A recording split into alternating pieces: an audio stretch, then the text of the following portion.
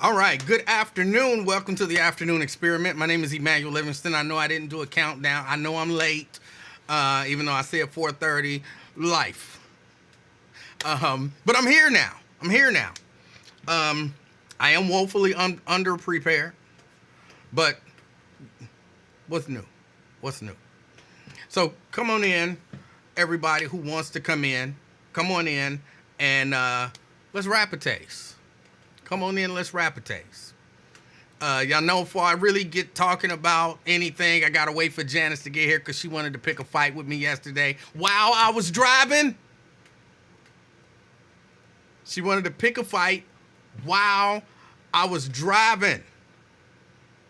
I can't be fighting with you while I'm driving.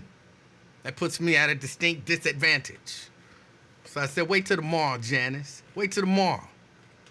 You want some, come get some. So I have to see what happens. Now, there's somebody listening. He picking on Jenny. He always. I'm just. It's all in fun. It's all in fun. I love Janice. She is my favorite. She is my favorite. And yeah, we'll see what happens. I see some of the comments, so let me get to it. If this is your first time ever checking out the show, the name of the show is The Afternoon Experiment.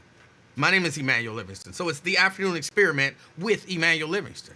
If somebody else was hosting this show, it would be The Afternoon Experiment with that person. All right, there's Janice. Janice is here now. Janice was picking a fight. Don't be playing innocent. What's the like a female equivalent to the name Eddie? Edith. Playing Edith Haskell. Edith Haskell now. You ain't doing nothing. How are you doing today, Mrs. Cleaver? But then when she walk out the room, you punching me in the head. Come on, you was picking a fight yesterday, Janice. That's all right, though. I got something for you. You want to fight? We gonna fight. Hold on, let me finish saying. This is all in fun. I'm not fighting Janice. And hopefully she's not fighting me. I do want to talk a little bit about Cam Newton. This is why I said I'm woefully underprepared. I didn't have to, again, I just walked in the door. Got everything set up from Sunday, which is why I started the show, and then somebody said, it's not Sunday. I still had Sunday on there from Sunday's thing at the church. So I had to shut the shit down on site, and then I had to correct it. So I'm back. Welcome. Now, if you're new, the way I do this show is I say hello to the people who say hello to me. Because that's, in my mind, that's the price for admission. I don't charge you for the show. I don't, you know what I'm saying, get advertisers. I don't put, I don't have a Patreon, and I don't even know how you do the thing where people send you money and all of that kind of stuff. I don't do none of that. The price for admission is you say hi to me, I say hi to you. Then you can stay and you can hang out as long as you want. You can make comments. You can call in 513-717-KING. It's 513-717-5464. You can call in and comment on whatever it is that we're talking about, and a lot of times things that we're not talking about. I'll talk to anybody. Give me a call. But I start off the show by saying hello. So let me go. If you don't like the hello portion of the show, let's call it come back at 5 o'clock. Give me 8 minutes to say hello to everyone. And then hopefully in 8 minutes, I'll be finished saying hello, and then we can jump into it. All right? Let's see. Diane, good afternoon, Diane. She's representing Gulf Manor. Daryl say, let's try this again. Yeah, it ain't Sunday. Good afternoon, Daryl. Thank you for checking out the show. Jerica, or some people call her Jerica, in the house. Good afternoon, Jerica. We got Sea Breeze. What's up, my man? I heard you, saw you commenting, and he thought you was a dude. That was funny to me on Wyatt's show. So that was funny to me. So I'm going to pick with you, and you're going to be a dude for a little while. Thank you for checking out the show. Daryl say he's representing Forest Park, Hamilton County. Let me see. Tria in the house. Good afternoon, Tria, representing Columbia Township. Got Fame. Says, glad to see that colored podcaster Emanuel was published in the show today. I'm not sure what that means. I think I'm offended, but I'm not sure yet. I don't know if I like being called colored. Fame, thank you for checking out the show. We got Cedric in the house. What's up, Cedric? Fame says, don't do your hair like this anymore. You look very much like Cecil. I don't know what that means. Veronica in the house. Good afternoon, Veronica, representing College Hill. Got DeAndre Crosby in the house. Trump has a new indictment, and independents are punching the air. All right. I hadn't heard that. Of course, I've been at work. So I hadn't heard that. I'll have to check into that. Or, of course, you could always call in, give me the latest. If you want, 251-3717-KING. Nat Turner in the house, representing Madville. Good afternoon. There's Janice talking about she wasn't picking a fight. Edith picked a fight with me yesterday. And now I got to come on and finish a fight that I'm not even 100% prepared for. But that's all right. I'm like 80% prepared. I stay at least that much prepared for anything. I see you didn't make your barber work hard. I just got my clippers and just It's simple. Lamont in the house. Grande, powerful, royal people. I still see the color purple when I see that. I see the word purple in there somewhere, and I know it's not. Good afternoon, Lamont. Vernon in the house. Good afternoon, Vernon. We got Staban in the house. Good afternoon, Staban. Moesha in the house. Shouting out Janice. Okay. I'm an hour and 50 minutes late for my 2-hour show. Don't be a hater, man. Don't be a hater, my boy. Carolyn in the house. Good afternoon. Twin in the house. Twin says, Mr. Extra. I'm sorry. I didn't mean to call you by your other fake name. Mr. Extra in the house. Good afternoon, Mr. Extra. We got Miss Pittsburgh. Long time no see, or at least long time I haven't really, noticed you making comments. But thank you for checking us out. I appreciate you. T. Mikey G. Good afternoon. Ron Tucker. Good afternoon. Got Pamela Kinney in the house representing North Avondale. Janice talking about strict debate, unlike Trump. If you call in, then we'll do strict debate rules. But other than that, it's a free fall. Jerica finally saying, whole of me familiar. Whole of you too. LaDonna in the house, representing East Price Hill. Thank you, LaDonna, for checking out the show. We got April in the house. Good afternoon, April. April Chanel. I think that's right. That apostrophe in there throws me. But good afternoon. Cedric says Cam and Nick both. Yes, both. But we'll talk about it. We'll get into it. John in the house. Good afternoon, John. Representing Westchester. We got Nakia in the house. Hello. Thank you for checking out the show. And Fame says he's representing Groesbeck/Bevan area. All right. Mr. Extra says F you, E-Man. Wow. That's aggressive. But F you too.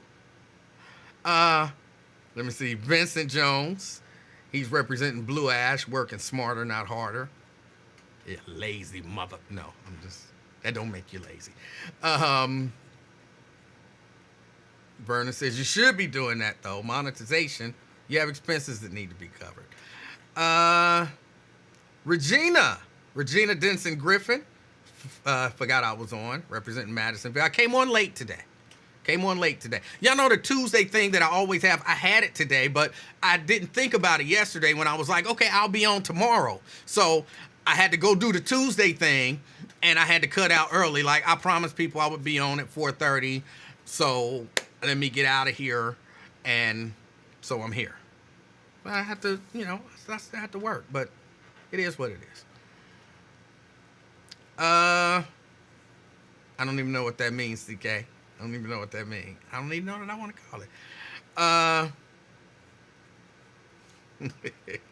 it. Is it Al or AI? I'm going to say Al. Al Johnson, good afternoon, representing Middletown. We got Sean in the house. Good afternoon, Sean. Erica, representing Reading. Erica is late in a mug. Erica's always 1, 2, or 3. I don't think I get thrown off, Erica, when you way down there in the mix. It was probably my fault because I'm late. I'll take it. It was my fault. Dina in the house. Good afternoon, Dina. Dina representing Facebook. Let me see. Let's see. Jeannie Mulholland. Good afternoon, Jeannie. Got Logic Slayer in the house. Good afternoon. Good afternoon. Dwayne representing Mount Airy. Brandon Tatum. Oh my man. Take him, Tatum. Still got what? You still out there representing? You in Chicago or some suburb of Chicago now, doing your own show on the radio. All right. I'm gonna have to check you out. I know you're doing a live something or another. I'm gonna have to check you out. But thank you for checking out the show, Brandon. It makes me feel good. Thank you so. Brandon in the house. We got T. Mikey G say he's representing North Avondale. Rachel Russo, good afternoon. We got Tanika, good afternoon, representing Orlando. Will there be a King and I debate prior to the election? I don't think so. I'm open to it. Let me see. I think that's everybody. I think I got to everybody. Yes, that's everybody. And it's 5 o'clock. So all those people who didn't want to hear the hellos, remember I told them come back at 5 o'clock. We made it. All right. Couple things before I get. No. Because the show is late. It probably won't go a whole 2 hours. So let's get right into it. Now, I said I'm woefully prepared. I don't have the clips pulled up the way that I wanted to have the clips pulled up. I don't have the clips pulled up the way that I wanted to have the clips pulled up. So hold on, y'all. I have to see if I can do this. And my monitor keep going out and then coming back on. So that's something that I'm gonna have to work on.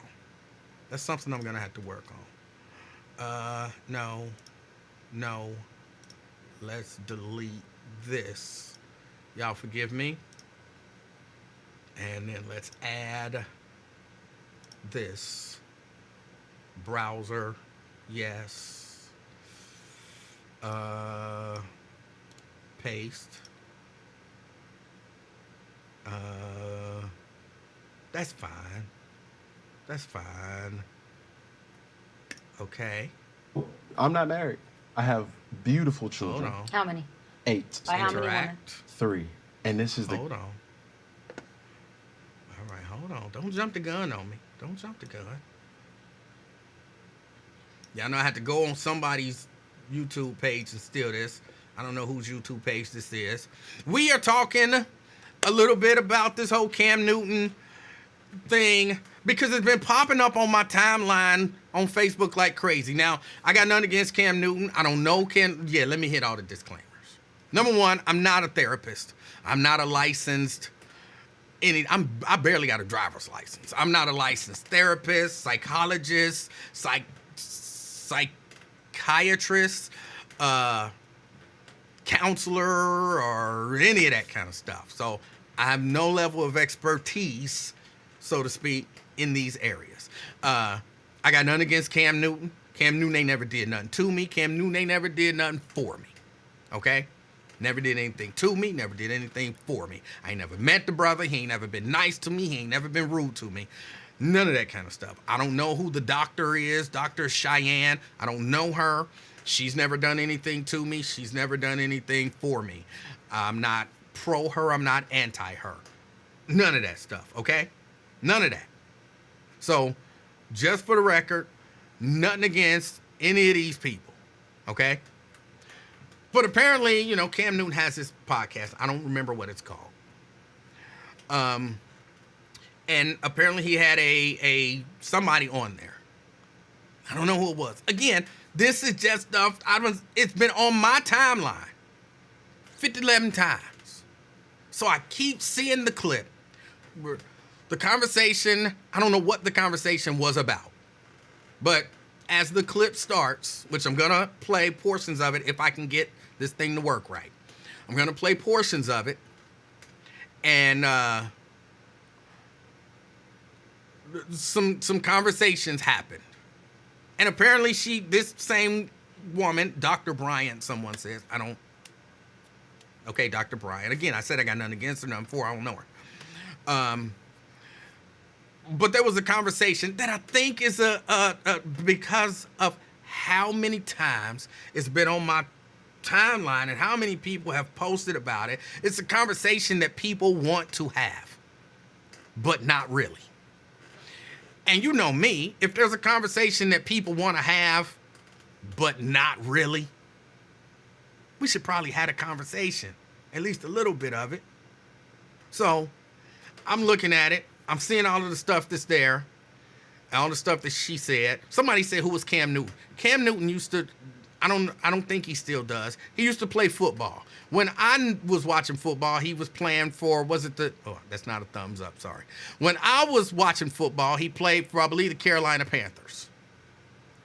And he went to the Super Bowl. Remember, he hesitated jumping on the ball. They didn't win the Super Bowl. But he went to the Super Bowl. He was a pretty good player. He was a nice, clean-cut guy. I remember that because there was a story circulating that I guess the owner of the or was it Jacksonville? It was, Nike says quarterback. I thought I said quarterback. Maybe I didn't. He was a quarterback. If I said something different, forgive me. Carolina. It was Carolina Panthers, though. And apparently the owner of the Carolina Panthers at some point told him, hey, you're a nice, clean-cut guy. Let's keep it that way. Whatever. So that's how I remember he was a clean-cut guy. So he's a wealthy black man for the sake of this conversation. And I guess to some degree, it's important that he's kind of famous and an athlete, because that makes a difference to some degree. We don't try to get into all of it. There's a lot of nuances to this thing and to this conversation. Again, I am not a licensed anything. I'm just some guy who I talk to people, and I like to think that I try to be, you know what I'm saying, I use logic and reason in my life to solve problems and understand things and people. And the way that this is being portrayed makes me happy in some sense. It makes me not so happy in another sense. So let's get into it. All right, so Cam Newton, he's on, it looks like his podcast. That looks like the backdrop from his podcast. Hold on, let me see if I can,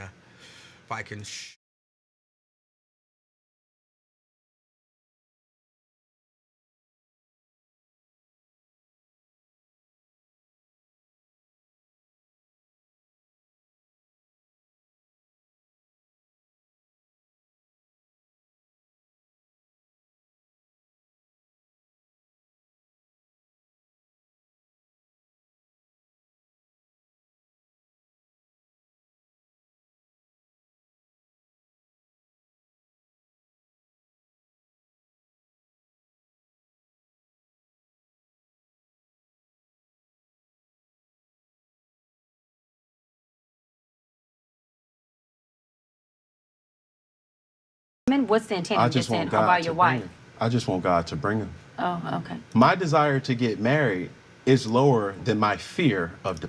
hold on, I'm pausing only because we missed a part. And on this, I can't seem to figure out, oh, there it is. Okay, I was going to say I can't seem to figure out how to go backwards to the top of the clip. Let me do this. Shiloh! All I'm right. not married. I have beautiful children. How many? 8. By how 8. many women? 3. And this is the kicker. I want more. By multiple women? What's the intent I of just just saying want God about to your bring wife? him. I just want God to bring him. Oh, okay. My desire to get married is lower than my fear of divorce. So, as you had said, Dr. Brian, you said it, I didn't say it, I will agree. I'm just taking my time. You're not taking your time. I am, though. You're being very action-based. You're not taking your time. I'm taking my time. You're being very action-based. You have 8 kids with 3 different women. Yes. You are creating, procreating, and multiplying. That is not taking your time. You're being very selectively active. Okay? So you're creating, in disclaimer, the kids are innocent, they are beautiful and amazing. Anything I say has nothing to do with them babies. But you are proactively choosing where you want to be active at and where you want to take your time. I'm not married. I have beautiful children. How many? 8. By how 8. many women? 3. And this is the kicker. I want more. By multiple women? What's the intent? I Of just saying, want or God by to your bring wife? them. I just want God to bring them. Oh, okay. My desire to get married is lower than my fear of divorce. So, as you had said, Dr. Brian, you said it, I didn't say it, I will agree. I'm just taking my... All right. Hold on, let's see. Go here. And she went on, because again, I can't find all of the clips. K. You're not taking your K. Wait a minute. I'm not married. Wait. K. But what about the people who life? I can't get The this comment section video of this up. video, everybody's trying to point out flaws and Sorry, y'all. this and that. All right. So that's it. So then she goes on to talk about how he's creating broken homes. She goes on to talk about how he's creating broken homes. And, you know, says a few other things to him. You know, she basically said he's low functioning and that the women that he's with are low functioning and all of that kind of stuff. And I think there's a lot to talk about there. I think there's a little bit more to unpack there than people think. Like, people are stuck on, he got 8 kids by 3 women and he creating broken homes. In my mind, that's not the... Hold on a second, I gotta do this here. In my mind, that's where you land. But something that he said in that, a few things that he said in that. He said, and this ain't even the beginning, but I think this is an important point. His fear of divorce is lower than... I'm going to say it in a way that makes sense to me. He's more afraid of getting divorced than he is excited about getting married. He's more afraid of getting divorced than he is excited about getting married. And if you ask me, that sounds crazy to some people, but that sounds perfectly reasonable to me. That sounds perfectly reasonable to me. I mean, if you think about the way some of this is about how marriage and divorce are structured in America, and then it's different from state to state. So how marriage and divorce are structured, especially when you are a person of significant means.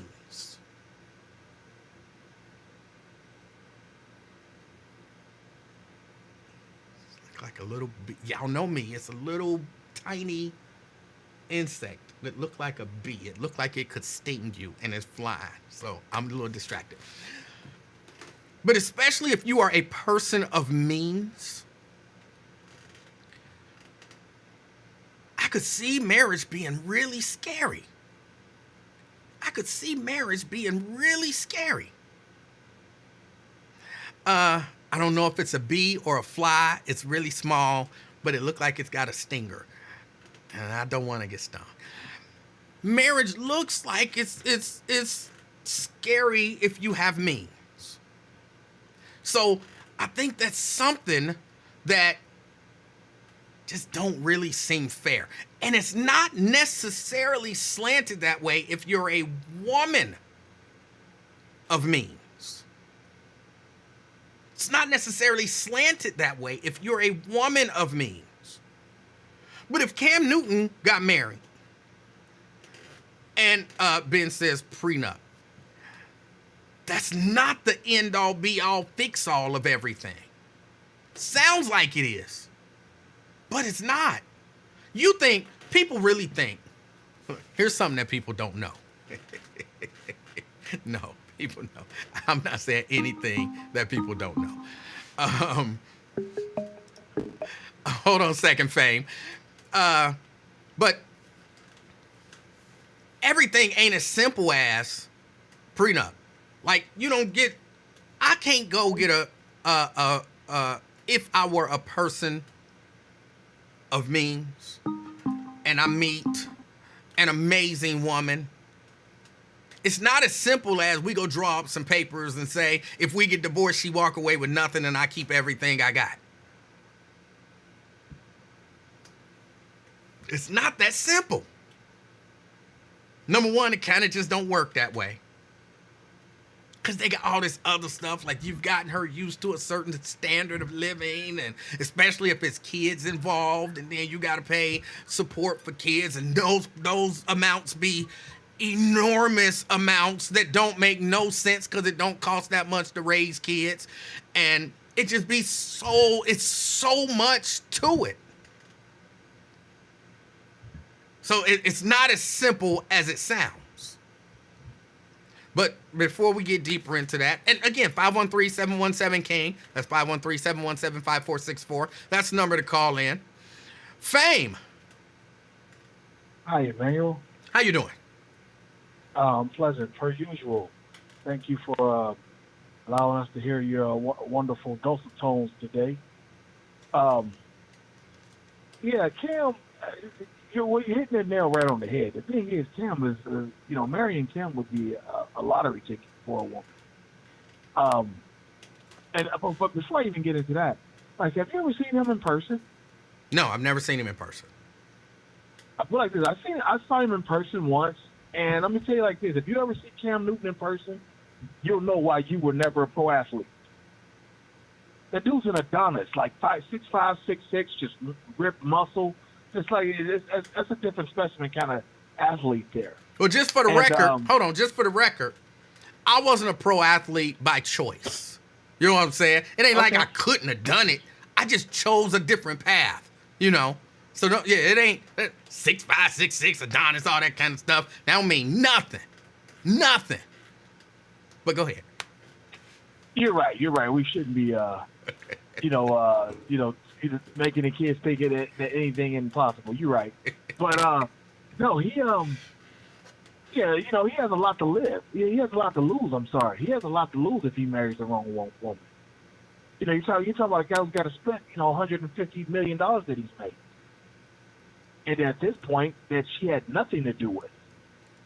So each year he goes without getting married gets scarier and scarier, probably for him. So, yeah, you're 100% right. What he's saying sounds perfectly reasonable and makes sense. The problem is that he thinks he's poignant with his response. And it's like, you think you're poignant, you think you're smart, and no, it's not. You just sound like a clown who just got a lot of money and just said, to hell with it, I'm just not going to get married. It doesn't make sense for you. But it doesn't, the way he's saying it just sounds so obtuse. It's just like, bro, you don't have to do all that. Why are you even on this show to be goofy like that? To me, anyway. You know what I'm saying? Well, what do you think? What sounded obtuse to you? What did he say that sounded wrong? Responded, so like you say, blah blah blah blah blah blah. So I'm moving at my own pace or whatever he said. Like, just dude, the way you responded to that sounded so stupid and goofy. It's like it's hard for somebody to take you serious if that's what you think, that you're moving at your own pace or whatever the phrasing he used was. It's like, cause like she hit him instantly, like, you're not moving at your own time. You're creating 3 different broken homes, blah, blah, blah, blah, blah, blah. All he's got to do is just say, I don't want to get married because I got too much to lose. That's all he's got to say. But trying to come off as a some type of virtuoso or some type of genius level thinking, that's where it comes goofy. And this is how you get clowned for it. You know what I'm saying? Okay, I can see what you're saying. The way there's an issue so that some people might take with the way that he's communicating what he's thinking. Right. And of course, trust me, I don't think he's a stupid guy. So even though he's an athlete, and most athletes, but I don't think he's a stupid guy. I think he's been shamed more than likely enough about the situation that at that point he's got his guard up. And so, Right. People act like they don't understand. No matter how secure and rich and all that kind of stuff, if you get attacked enough, you begin to communicate your ideas in a way to guard against the attack. And I think that's what you're hearing in the way that he's talking about it, because he's preparing himself for the attack that he that he believes anyway is coming. Which tells that that he clearly has flawed thinking to begin with. So he's just a weird guy. This is why he can't get an announcing job, or why nobody won't pay him Tom Brady money, because he claims he can't get an announcing job, and he claims it's just because it's only us, this, that, and the other. No, Cam, you're too obtuse. You're goofy. You know what I'm saying? Like, you wear, he's trying to be a fashion model. He just thinks just too outside the norm, and his message is hard to decipher a lot of times. So, but that's all I got, man. I'm gonna hop off here because I just walked into a restaurant. But it's always a pleasure to hear from you, and we'll chat again soon. Be well. All right. That was Faye. But yeah, in terms of his view on marriage, I understand the fear there. And this ain't just because I saw somebody say everybody's scared of marriage. And I think I even heard her say, the doctor lady, Bryant, because she did have her salt and pepper chain on. I think I even heard her say, like, everybody's afraid of marriage. So yes, there is, you're unsure when you're joining your life to somebody else's life. Because this ain't 1920 where when you get married, you expect that that's going to last forever. Really, most people believe you get married, there's a good chance you're going to get divorced. At the very least, a 50-50 chance, but I believe the statistics are much greater than 50% of marriages end in divorce. So people sometimes go into those situations automatically thinking, okay, this has a high likelihood of ending in divorce. And if you are completely about wanting to be married and stay married, I could see that being something that makes you fearful. Blade. Hey, buddy. How's it going? Sir, how are you doing? Doing pretty good, buddy. Hey, good conversation, man. Your last caller, I've been listening to him for a while. He's very intelligent, and he speaks the King English real well, but he hates black people. Why is it every time with something dealing with one of us and we like different and don't want to bow down to the system, he always comparing us to white people? Have you noticed that? I can't say that I have. Well, we have, and I have. Okay. And he has a problem. He has a slight problem with his own people and his own culture, because he's always raising up white people over his own people, and I have a problem with that.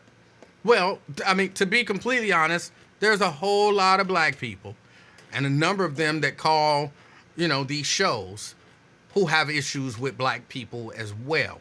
So he wouldn't be the only one. Guy to call your show all the time, putting down black. But that's what I say. He people. wouldn't be the only one. He wouldn't be the only one. I've heard you say some kind of self-loathing things in the past as well, or things that other people might look at and perceive as self-loathing things. So I'm not sure that it's fair to place that judgment 100%. Do you really want to go there, buddy? Because you do it too. Okay, like what? You know. No, I don't. Look, hold on, stop. I'm not saying this to say that I don't. I'm all about correction. So if I'm saying things that kind of sound like self-loathing, hate black people stuff, tell me what they are so that I can correct them and not say them again. Your main character. You talk about your main character all the time. As a matter of fact, it's like you disrespect your elders. What main character are you talking about? You know who I'm talking about. I have absolutely no idea who you're talking about. You always put down your elders. Okay, now you're just saying stuff. Oh, he can't read well. Oh, he can't communicate well. But hold on, you may not know this. And I don't want to say it's, lack of intelligence. It may just be ignorance. Saying that someone can't do something that they can't do, that's not an expression of hatred towards black people. That's saying a specific something about a specific person. So, if you say it to me, man, I don't like you, I hate that haircut, that's not you hating black people, that's you hating my haircut. That's not what I'm talking about. I'm not talking about somebody who don't like a certain somebody or a certain something about somebody. We're talking about self-loathing in terms of not liking what you are in terms of being a black person. So those are different. Hey, I don't know if you knew.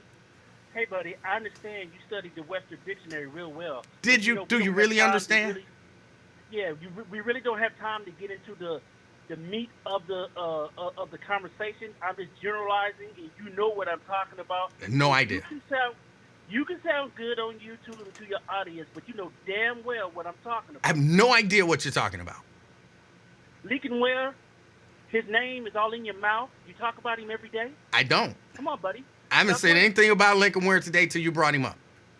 Had no intention on talking about Lincoln Ware until you brought him up.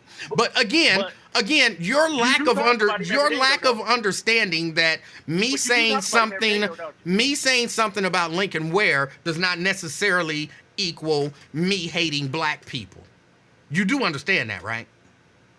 No, you do understand what I'm talking about, right? No, I don't. That's what I'm saying. I don't.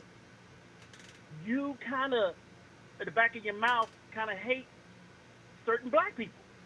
That's different. Even let me give you, for the sake of argument, let's say I hate certain black people. That is different than having a hatred of black people, self-loathing, like I'm lower than white people because I'm black. Those are still two very different things. King, you yes. should have been a school teacher. But we talking in generalization. So don't try to. That still wouldn't fit in the generalization. Hating, even if I hated 28 individual black people, that does not equate to self-loathing. Hate a little is different, huh? What? You got hate a lot, hate a little, but you still got hate. They're very you really don't understand that they're different. You're really full of shit right about now, King. Now you're getting mad because you don't understand words. Don't be mad at me because you don't understand words. I never get mad, King. I'm a vampire. We don't have feelings, buddy. Okay. Peace out, man. But you know what I'm talking about. All right. Don't be mad at me if you don't understand words.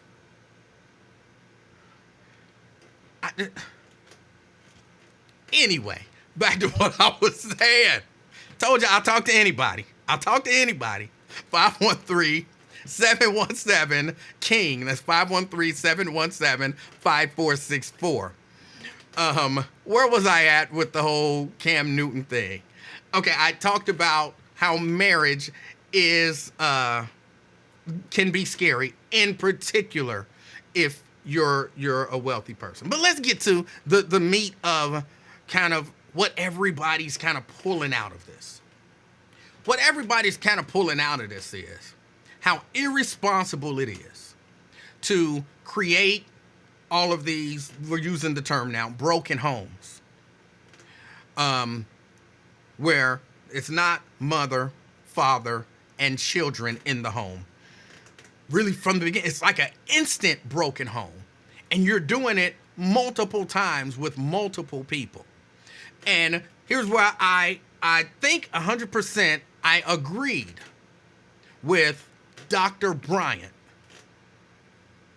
It's selfish It's irresponsible. It's a conversation that we need to have in particular with black men, because of course Cam Newton ain't the only one. You got Cam Newton, who, I didn't even know he had that many kids. You got Nick Cannon, who's, kind of infamous for the number of kids that he's had, children that he's had. And you got just regular Ray and Peanut walking down the street. Same difference. They ain't got no money. But Ray and Peanut probably got about 6, 7, 8 kids with 3, 4, 5, 6, 7, 8 women. And they not slowing down. And a lot of times we look at it, the community, and y'all say y'all don't. But here's something I find, that a lot of people say that they don't glorify stuff, that they glorify on a regular basis, that they don't appreciate stuff that they show appreciation for on a regular basis. So there's a lot of people who see this stuff go on and think it's okay. And then you add some money to that situation, and it's okay, especially if he got money. He can take care of the kids. The kids don't want for nothing. And we all know that's not necessarily true. No matter how many resources you have, financial, kids still want their parents. Kids still want their mama. They still want their daddy. They need to, whether they want to or not, they need to, again, this is my opinion, be raised. And what do they used to call it? The nuclear family. There's some value to that. And I find that in talking to people in our community in particular. Now, look, it happens outside of our community as well. So I want to be clear, because if I heard somebody else saying this, I'd be like, oh, so you saying that white people don't do it, only black people do it. So I want to be clear. I'm not saying that this is a black community thing. This is a societal thing now. White people do it, black people do it, Jewish people do it, you name it, Samoans, they do it, you know what I'm saying? In particular, here in America, it's like the new standard. But because of this conversation, I'm particularly specifically talking about the black community. So somebody gonna tune in late. You on here saying that only black people? And if they do that, then y'all tell them, no, he's not saying that. He's already said that it's not a thing that is just a black thing. But a lot of times, we just accept it. Like, it is the way it is. Ain't nothing wrong with it. But it is something wrong with it. And, no matter how much money you got, if you're not in the house, raising your child, pouring into your child, helping, leading, guiding, directing them and their lives and all of that kind of stuff, you're making things harder for the child. Because I ain't talked about the baby mama yet. We gonna talk about the baby. I know, Moesha, you don't want me to talk about the baby mama. Janice, Edith, you don't want me to talk about the baby mama. But we're gonna talk about the baby mama because she has some responsibility in it. But before I do that, I have to make sure that it's super clear that this is unacceptable behavior. This is unacceptable, or at least this should be unacceptable behavior. But as it stands now, it's exceptionally acceptable in our community. As a matter of fact, to do it the opposite way, people look at you like you're crazy. You ain't got no kids. I ain't got no kids. I wasn't married. I didn't want to, bring kids into the world without being married and, having a family in the house with them, a father, a mother to guide them and raise. People look at you like you crazy.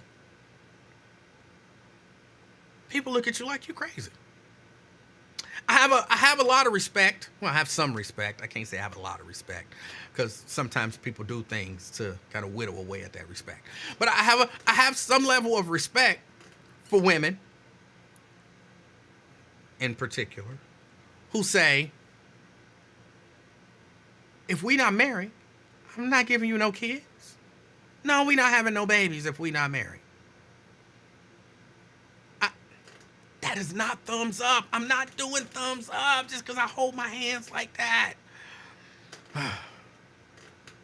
But that was worth celebrating. I'm not giving you no kids if we not married. I respect that.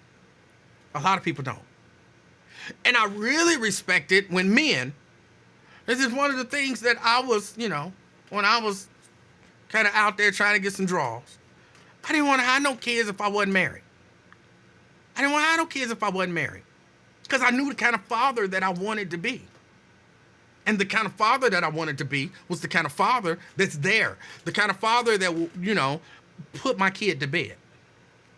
I believed in tucking a kid in. I took it to the extreme because y'all know me. I be silly and doing extreme stuff.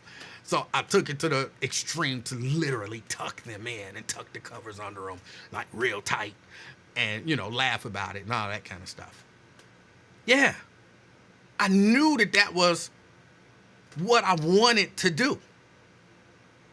I knew I wanted to be there in the morning to wake them up and get them ready for school. I knew I wanted them to come home and me look at their homework. I knew I wanted to do all of that stuff. I knew I wanted to take my son to the barber shop. Don't judge me. But I knew these are all things that I knew that I wanted to do. So I did not want to have a child and not be married. Now, don't get me wrong, just because I knew that. Because I'm not even tripping about, somebody was out there having sex and... Look, truth of the matter is, again, these are things that people don't... I'm the only one brave enough to say this. I'm not. You shouldn't be out having sex before you get married. Sex should be reserved for marriage. But it's 2024. It's 2024. You can't say that stuff nowadays. You can't say that stuff nowadays in our community or really in any other community. But that's the way it should be. Girl, when we get married on our honeymoon, we can do that. Until then, no, we're not doing that. That's the way it should be. That's the way it should be.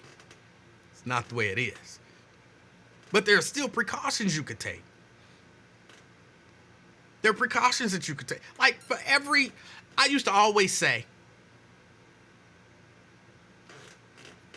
there's even a right way to do the wrong thing. And people used to look at me like I was crazy. Like, there's even a right way to do the wrong thing. You out there, you run around having sex with people, especially multiple people. You don't want to have a baby. Ladies, they got stuff that you can do and precautions that you could take. Men, they got stuff that you can do and precautions that you could take. You can get a vasectomy. You can get a vasectomy. You can get a reverse if you get married. But if you're just going to be out there doing it, as we used to call it, if you're just going to be out there doing it to everybody, and you don't want no babies, the condoms break, and they're not 100%. I've heard from somebody that they slip off. I've never experienced it. But I've heard that it happens. I think if it happens, you got one that's too big. I think it's possible. Don't get the biggest ones because you think you can't fill up a big one. You know what I'm saying? Get a regular size one. But I've heard that they slip off. But there's a right way to do the wrong thing even. And I think that's what should be, what should be important to Dr. Bryant's point is not creating broken homes. Because it really is about the children. It really is about the children. Nat said, or it's too. No, stop it. You got the. If you can fit it, fit it. No matter how wet it is, it ain't slipping off. It ain't slipping off, bro. If it's done slipped off, you got a size too big. Go one size down. I'm not trying to shame you. I'm not trying to shame you. I'm just trying to help you. If it's slipping off, you got a size too big. Go a size down. Okay? I'm just telling you. But anyway, that's not the conversation that we have. Because, look, I believe the children are our future. You teach them well. And then let them lead the way. That's not original. I stole that. But that's what it should be about. And how many of us grew up in what we're calling broken homes? Men, fellas, guys. Dudes, bro, it's your responsibility. You know how you got all these women out here hollering now about their reproductive rights and all of that kind of stuff, which is important. Fellas, we need to start talking about our reproductive rights too. And by reproductive rights, I mean, hey, look, you got a right to control where, look, if there's any kids in the room, some stuff I just got to say. I'm not going to try to be grimy or nothing like that. But, you have to control where your semen go. That's where you got a right. Your reproductive rights are in you controlling where your semen go. And it's a conversation a lot of us don't have. Oh, she tricked me. Oh, she trapped me. Oh, she this. Oh, she that. You're responsible for your own semen. She's not responsible for it. You're responsible for it. So you have to take that responsibility. We don't really think about that. We don't really think about that.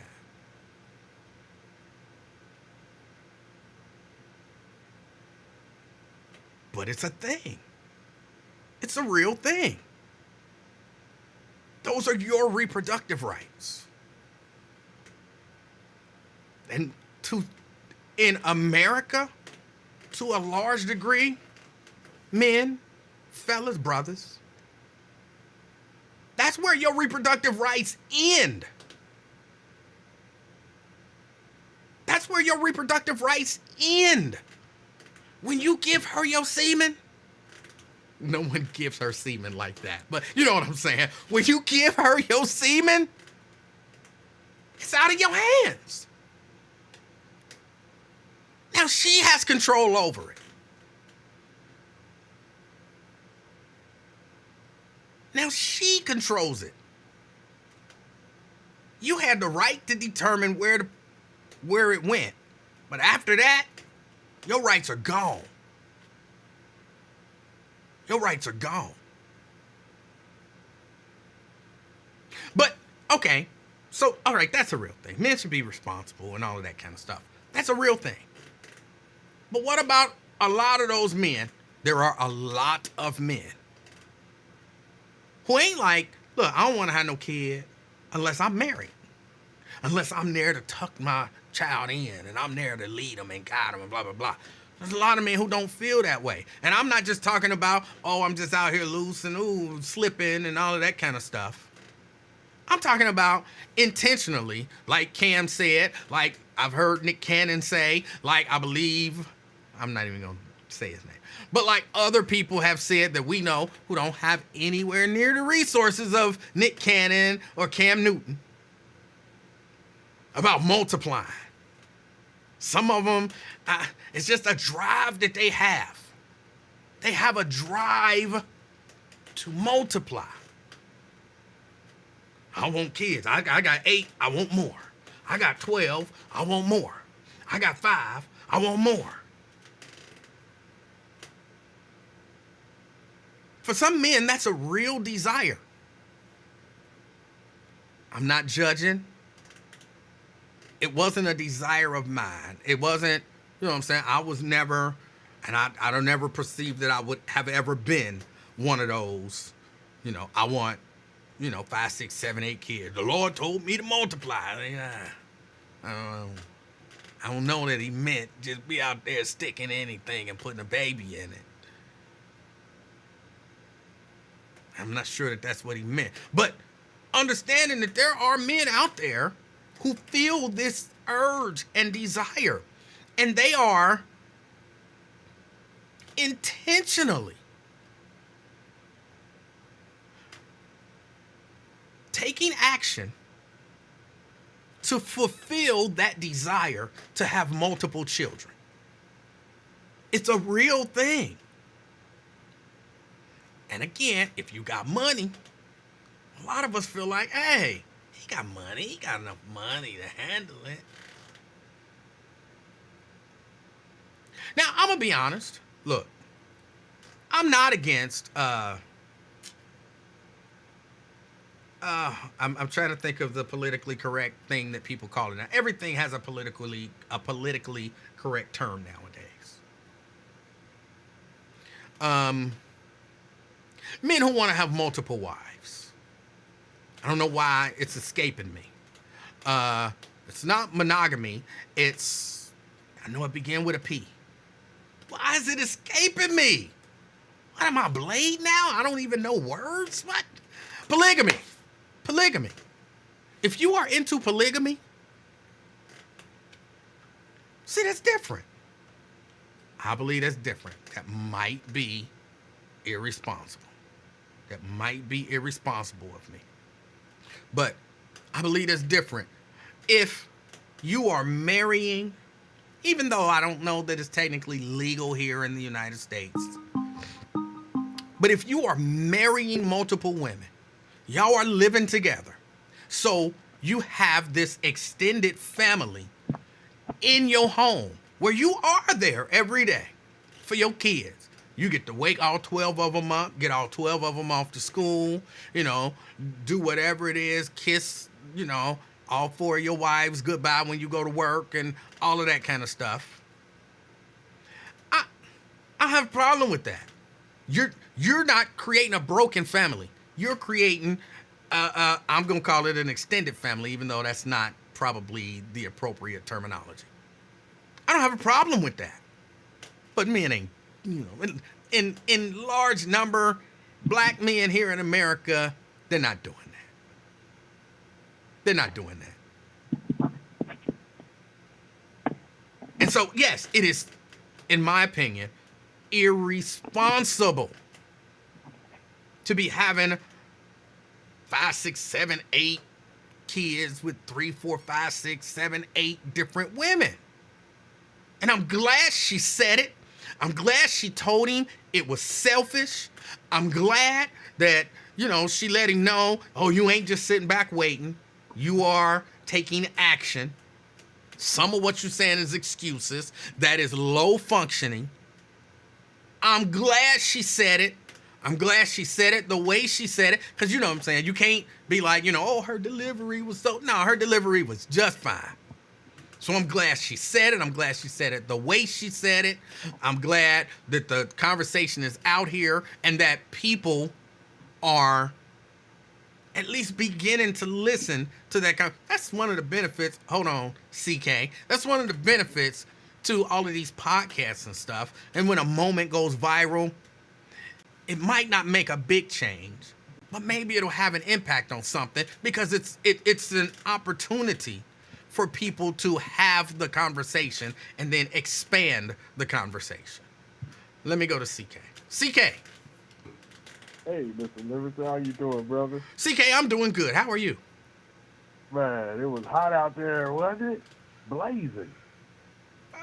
It wasn't that bad. I mean, you cut the grass in the joint? No, but I was in the car riding around and my AC don't work. So. For real? Yeah, I gotta, I'm certain I have a leak in there somewhere, and I just haven't long you taken been the without the AC, time. homie? I How just, long? not in What, the a week? house, not in the house, in my car. I haven't taken the Yeah. time to, recharge my AC unit, because this time I want to do it right. Like, I want to get the tools and the recovery tank and all of that kind of stuff. So this time I want to do it right. So I've been saying that all summer, and I still haven't done it. But before it turned cold, I'm gonna pull all of the refrigerant out, uh, vacuum the air out, and recharge my AC in the car. But go ahead, it is hot. That was your point. So you been driving the whole summer without no AC with your crazy ass? Yeah, it get kind of cool. It don't get cold, but the air, you know what I'm saying, it blow a nice little something on you. But you a G, you could have got it worked. You could have got it fixed. You did. I You could. I figured it just out a little I've bit. been lazy on it. I feel you. I feel you. But this conversation you're having today is quite fascinating. Yesterday I was at the Red Lobster establishment in Kenwood, and I must tell you, it's going away, man. It's like The Walking Dead up there, brother. 4 cars when I walked in. 4 cars.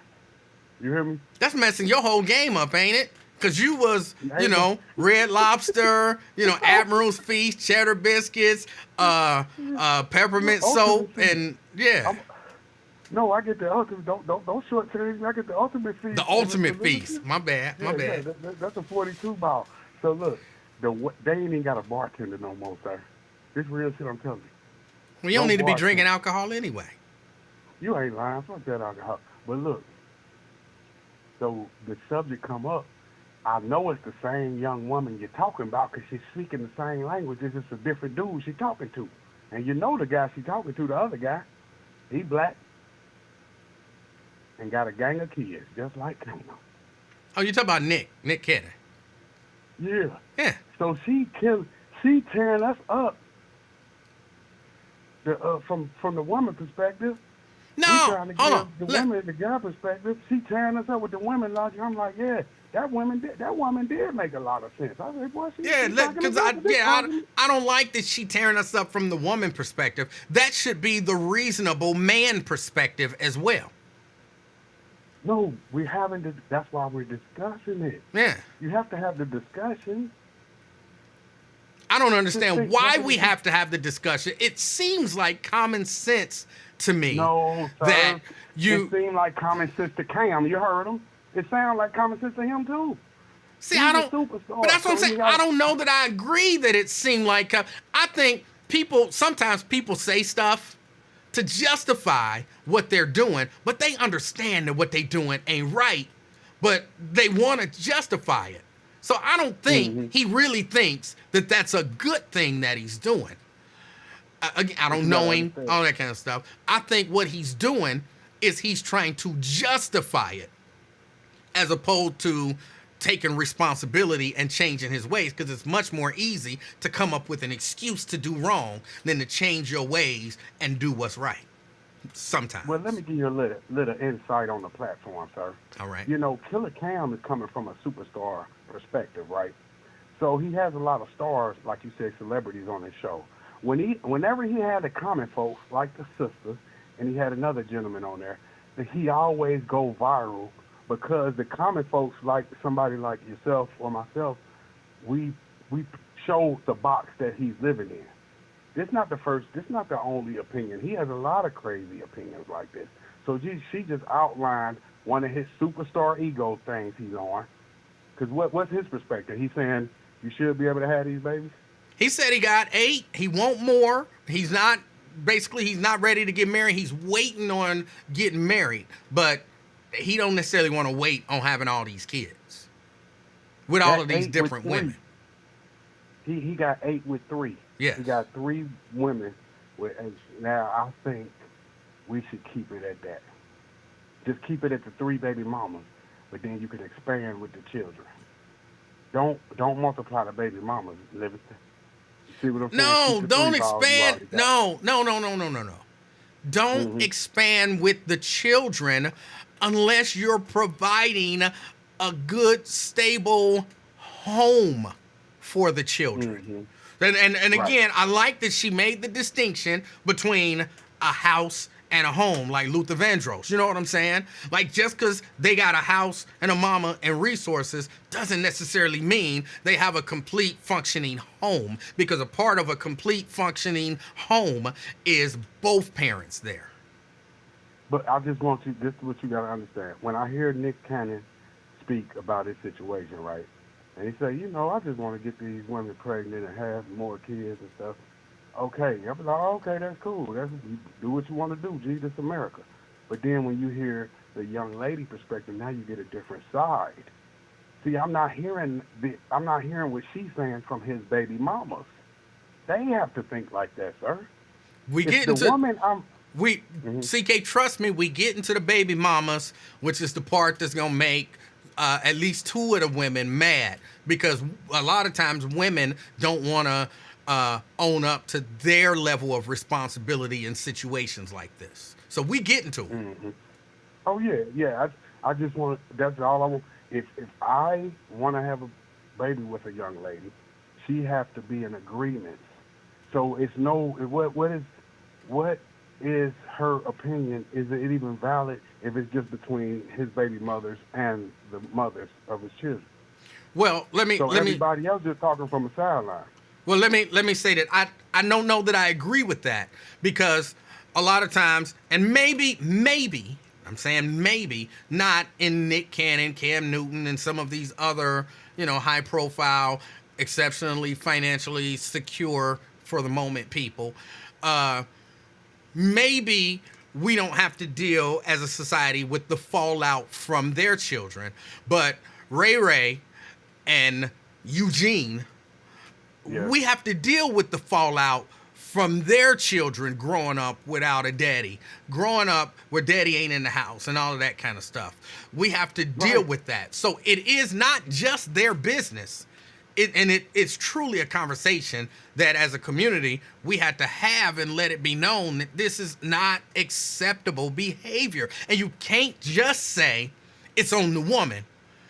We got to change the mind of we can't keep sitting back, which again, I agree to some extent, but we can't just sit back and keep waiting on the women to fix everything that ails us. At some point, as men, we have to say, I'm responsible for being a leader in this community, and I'm not going to wait for a woman to force me to do what's right.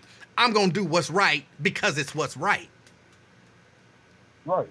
And when I heard his perspective from Nick Cannon's side, you got to think we giggle from our own trauma. We've looked at all these fatherless children.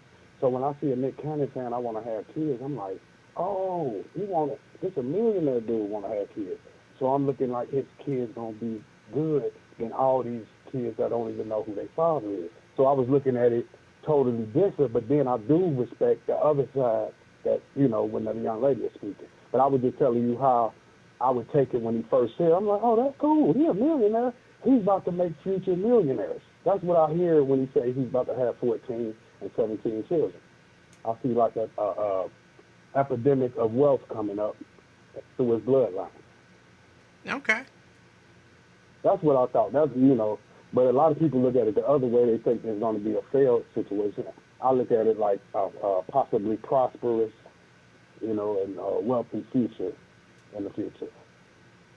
I understand that. I think that's flawed thinking, but I understand it. I feel you. I'm gonna listen to your explanation, man. Great platform, man. Let me listen. Thank you, sir. I appreciate your call. Sir. All right.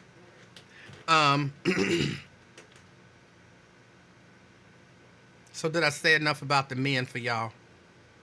Did I say enough about the men? I've been talking about the men and their responsibility for an hour. For an hour. And there's more to say. There is more to say. Because again, I believe that if we as a community want to see change, want to see where our neighbors, our neighborhoods, are thriving and all of that kind of stuff. It's not the only way. It's not the only way. And there's no guarantee even. But I think it's the best path moving forward. Create loving homes for these children.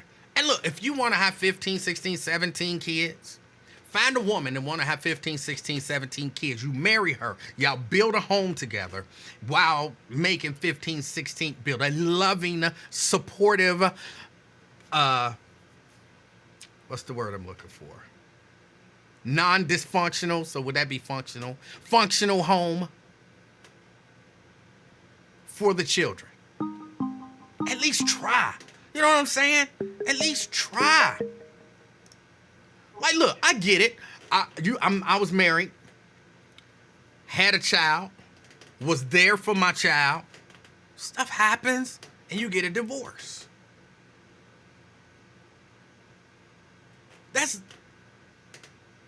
It's kind of same result, but not even necessarily.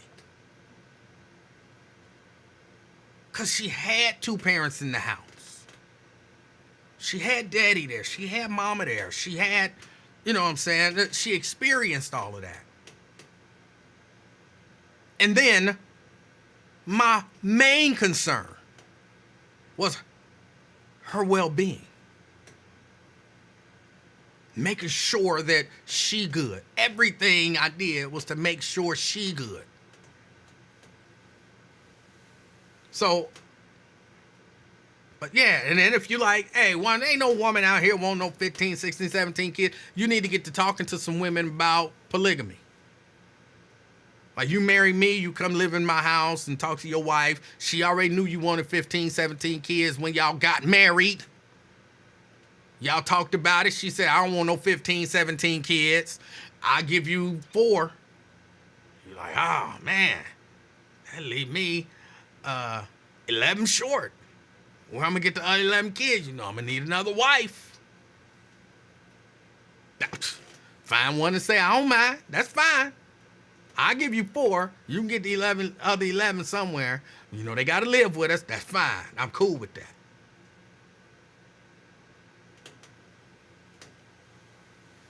So I'm not even against wanting more children. I'm against creating instant broken homes. As soon as the baby pop out, the baby is a part of a broken home. That's not good. That's not good.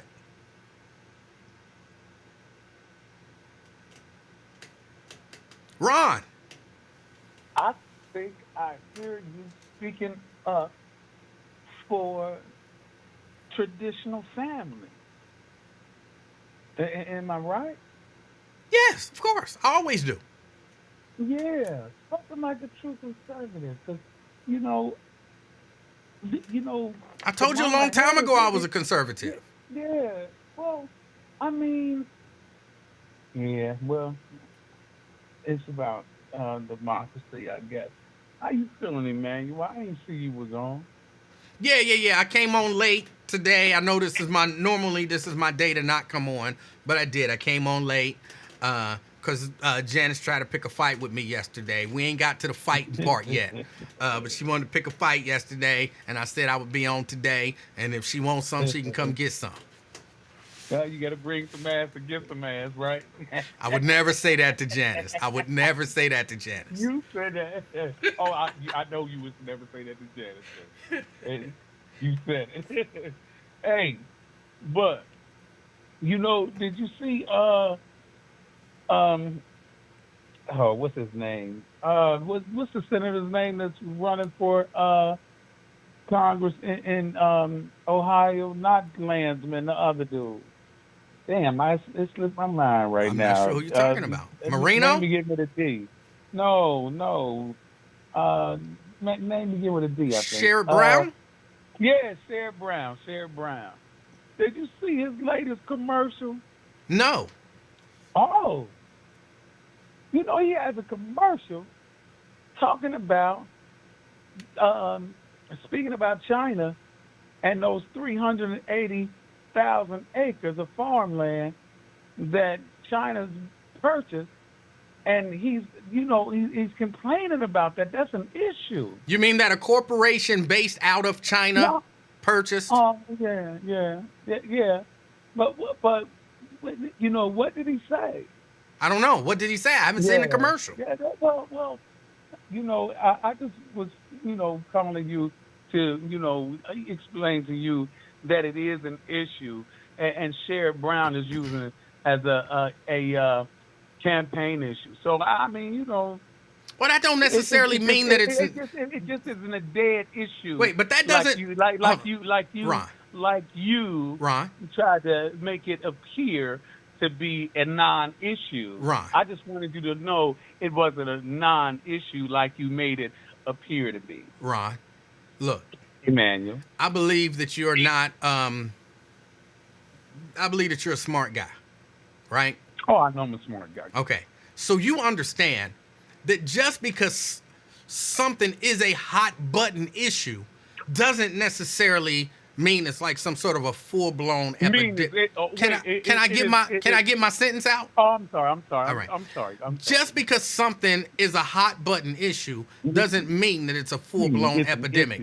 And if you are in what we consider to be a red state, and you are running for a statewide office, you go ahead and speak to issues that may not be of the level of consequence that people are making them or attempting to make them out to be in order to get votes. Whereas if you're not in a red state, you might not even bring that up. You understand that, right? Okay. Yeah. Well, Okay. I ain't going to argue the point. I don't need to. Like I said, No, you don't. it's an issue. And Everything is an issue. Ron, everything is an issue. Yeah. No. Literally, everything is an issue. Yeah. My dog sitting there chewing that toy right now is an issue. Exactly. But I mean, But how like I important said, of an issue is it? That becomes the question. Because 380,000 acres of farmland in the heartland of America, when our food is fake as fuck, it doesn't make any difference at all. I'm not going to, and I'm just going to, let you go ahead and do that with Janice. But I just wanted to, make you aware of the commercial. And if Sherrod Brown said it was an issue, it's probably an issue. Well, no, probably not. Yeah, okay, then. How your brother doing, man? He doing all right. All right. I was clowning him, but I was glad he is all right. All right. Yeah, all right. You have a good one. All right. Thank you, Ron. 100. All right. Yeah. I'll say this and then I get back to what I was talking about because I got to talk about the women. Because Sherrod Brown is now talking about immigration and who owns farmland in America doesn't necessarily mean that it's some issue of great significance. In reality, it means it's an issue of great significance to people as to whether or not people will vote for him. There are some issues, we used to call them wedge issues. And if you're a Democrat running in a Republican area, you latch on to the issues, a lot of times, you latch on to the issues that the Republicans seem to care about for the day. Once the election is over, especially if Trump wins, they won't be talking about how many acres of farmland China owns. Which is why I had to keep in. There are acres of farmland that corporations or individuals who are based in China own, as opposed to farmland that China owns. Like I said, if I go buy 5 acres in, I'm trying to think because I was really considering buying some land over here, and I'm just drawing blanks today. It's not Jamaica. You go on cruise. People go on cruises to this island in the Caribbean, the Bahamas. Thank you. I thought of it. If I go buy 5 acres in the Bahamas, I start my, I incorporate my t-shirt business. We're incorporated, and I go buy 5 acres of land in the Bahamas. Does that mean the U.S. owns 5 acres of land in the Bahamas? Well, he based in the U.S. The U.S. It's a U.S. company, so the U.S. owns 5 acres of land in the Bahamas. No, my company, which is based in the U.S., owns 5 acres of land in the Bahamas.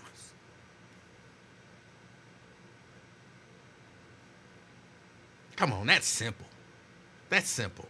China owned 300. But you can believe what you want to believe. You can believe what you want to believe. Back to what I was talking about. Now, I put up a post where I posted this portion of this conversation.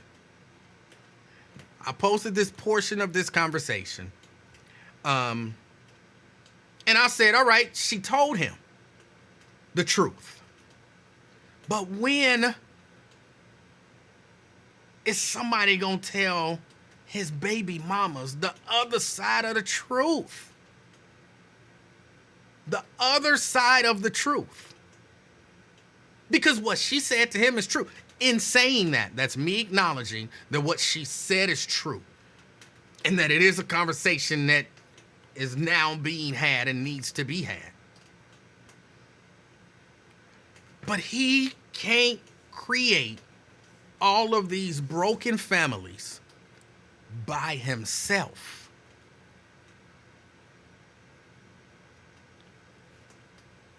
So he's got willing participants who say, hey, let's go in on creating this broken family together. I want a broken family. I want a broken family too. Let's do this. And I actually saw, I think it was my good friend Nicole. I saw Nicole like, oh, but the women don't necessarily know. They thought that he was the one. No, they didn't. No, they didn't. If they thought he was the one, they would have been married to him. Okay, maybe. You can say the first one. The first one thought he was the one. She thought, oh, I'm pregnant now, we gonna get married. He gonna be with me every day. We gonna wake up together and raise this baby.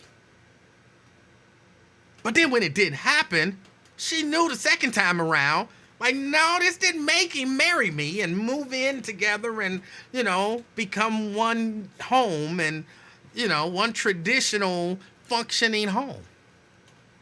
So I've created with one child a broken home, or for one child a broken home. I'm not gonna do it for a second one. Jerica say he saved her right out the strip club. But that's the whole, that becomes another conversation about women using men for their resources.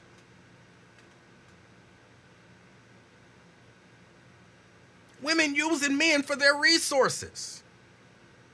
Pretending like they're not. Or acting as if it's okay. But it's not. So while Kim, Nick, all of them is wrong. I think he was married to Mariah Carey, right? When they had baby. Mariah Carey, not necessarily wrong. Mariah Carey said, look, we married. I think they was married when they had a baby. I don't really follow them enough. They did have a baby together, didn't they? If they did. Mariah Carey, she got it right. Mariah Carey said, hey, yo, bro, I'm not creating this broken home with you. We married. If you here with me and we living together, I'll have your baby. And we'll raise this baby together. Oh, twins. We'll raise these babies together. You here in the home, we are one unit. We are maybe slightly dysfunctional only because of the nature of our careers, but we are a functioning home. But them other ones, Nat says it's broken now. They're divorced. The end is the same. Sorta. Because some of this comes down to intention. Some of this comes down to intention. Like, sometimes people don't move with intention. People just move, and then they deal with the effects of whatever happens based on how they was moving. As opposed to, here, I have a clear goal, and I'm going to do this with this outcome in mind. Bam, I did this. This was the outcome that I had in mind. And then later on, oh, I didn't see that coming. So there's a difference between I'm just out here being sexually active and having somebody's baby, and I'm married and I'm having my husband's baby and we're a family, and then down the line it doesn't work out. Those things are different. In my mind, to some degree, yes, the end result ends up being similar. But it's the intention. Twin. What's up, man? How you doing, sir? I'm like, man, hot out there. I know that. Stop whining. I know your soft ass didn't say nothing about whining. You whining about a damn bee. No, I wasn't whining. Yeah, I was just keeping my eye on him. I wasn't like, oh my God, there's a bee in here. What am I gonna do? You know what I'm saying? Like you in this heat. Better call your brother to come protest in there. Well, I don't know the protesting God is gonna stop the bee or the heat. So You must got on that funky shirt again. Because that bee one in, every time you wear that funky shirt, it come bees and stuff. I'm not even sure what you're talking about. You remember all them bees and everything. Every time you wore that shirt for like 2 days and in a row. I didn't wear a shirt. You had a little bee last time. Yeah, you did. Quit pump faking. You did, sir. Yes, you did, sir. You stinking ass. Not just Amen. Yes. How I want to start this puppet show off. Hey, man. Hold on. Let me. Can I guess before you do it, and then we find out if I'm right or wrong? Can I guess? What's up? What you want to do is you want to say, you know what, Emanuel?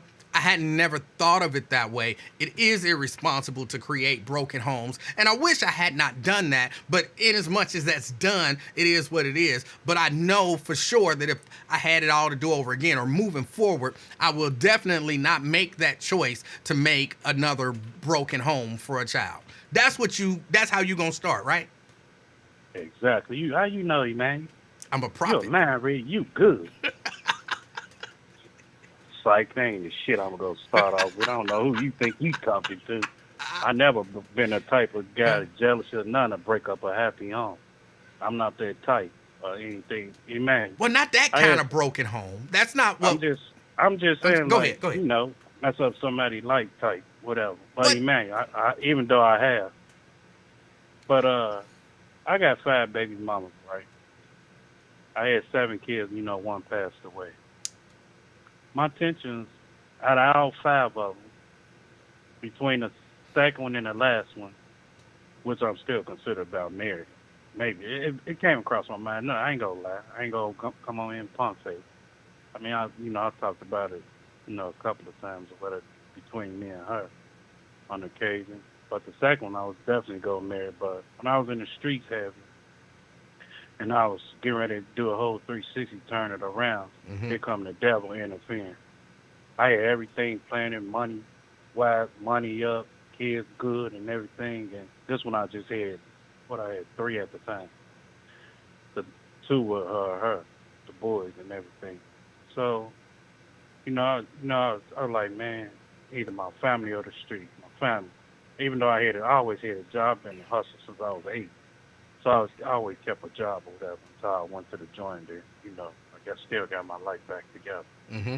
But Emmanuel, when I was about to turn it around, Emmanuel, the devil come in, and when I was doing it, Emmanuel, what it was, I wasn't really messing with the girl, but she wasn't staying there, but I was paying. I said, since you at your mama's house all the time, let me use this house because I don't want to burn my bridge and everything. I'll take the blame and everything if, things hit the fan. I'm still going to, look out for you and take care of your bill. Let me just use it as a trap spot. So I'm doing all that in the midst, and, things going on. And all of a sudden, she telling some, yeah, you keep on messing with your baby mama and all that extra stuff. I'm like, I just asked to use your crib, and even though I used to mess with you back in the day, what all this come about? Still, man, she just went AWOL, and, my baby mama believe that crazy stuff. And you still mess with it, he go to messages. Come on, man, that's goofy. What, you gonna believe, man? Come on. So it really hurt my feelings, man. I really went down. And I was really hurting, man, because it was something after that, and then it was all in one circle, especially when my mama died, and you got to bury my mama, and you come in with this, and we was going to make it work. And, man, I was messed up in 2003. It's crazy. And, yeah, man, so I was going to settle down, and I was ready, man. The streets I was getting tired of, I know I had indictments on me and other extra stuff, and Hold on. Were you really ready? Yeah, I was ready, man. Man, I did it, man. I did the best. Man, sex is like a drug to me, man. I understand I'm that. a nympho or whatever. I gotta have. If I don't get sex, man, I get irritated. I would throw a fit. If a woman that word no, that's a disease to me, man. If somebody one of them women say no, man, it's time to fight. We ain't gonna really physically fight, and I'm gonna argue with her. Like, what? I went, okay, then don't ask me to get your hair fixed and all that. And then when I go to the next bra, they tell me, you a hoe, and you the same one said no to me. So what I supposed to do? I ain't jacking no. That's what I ain't gonna do. Oh my God.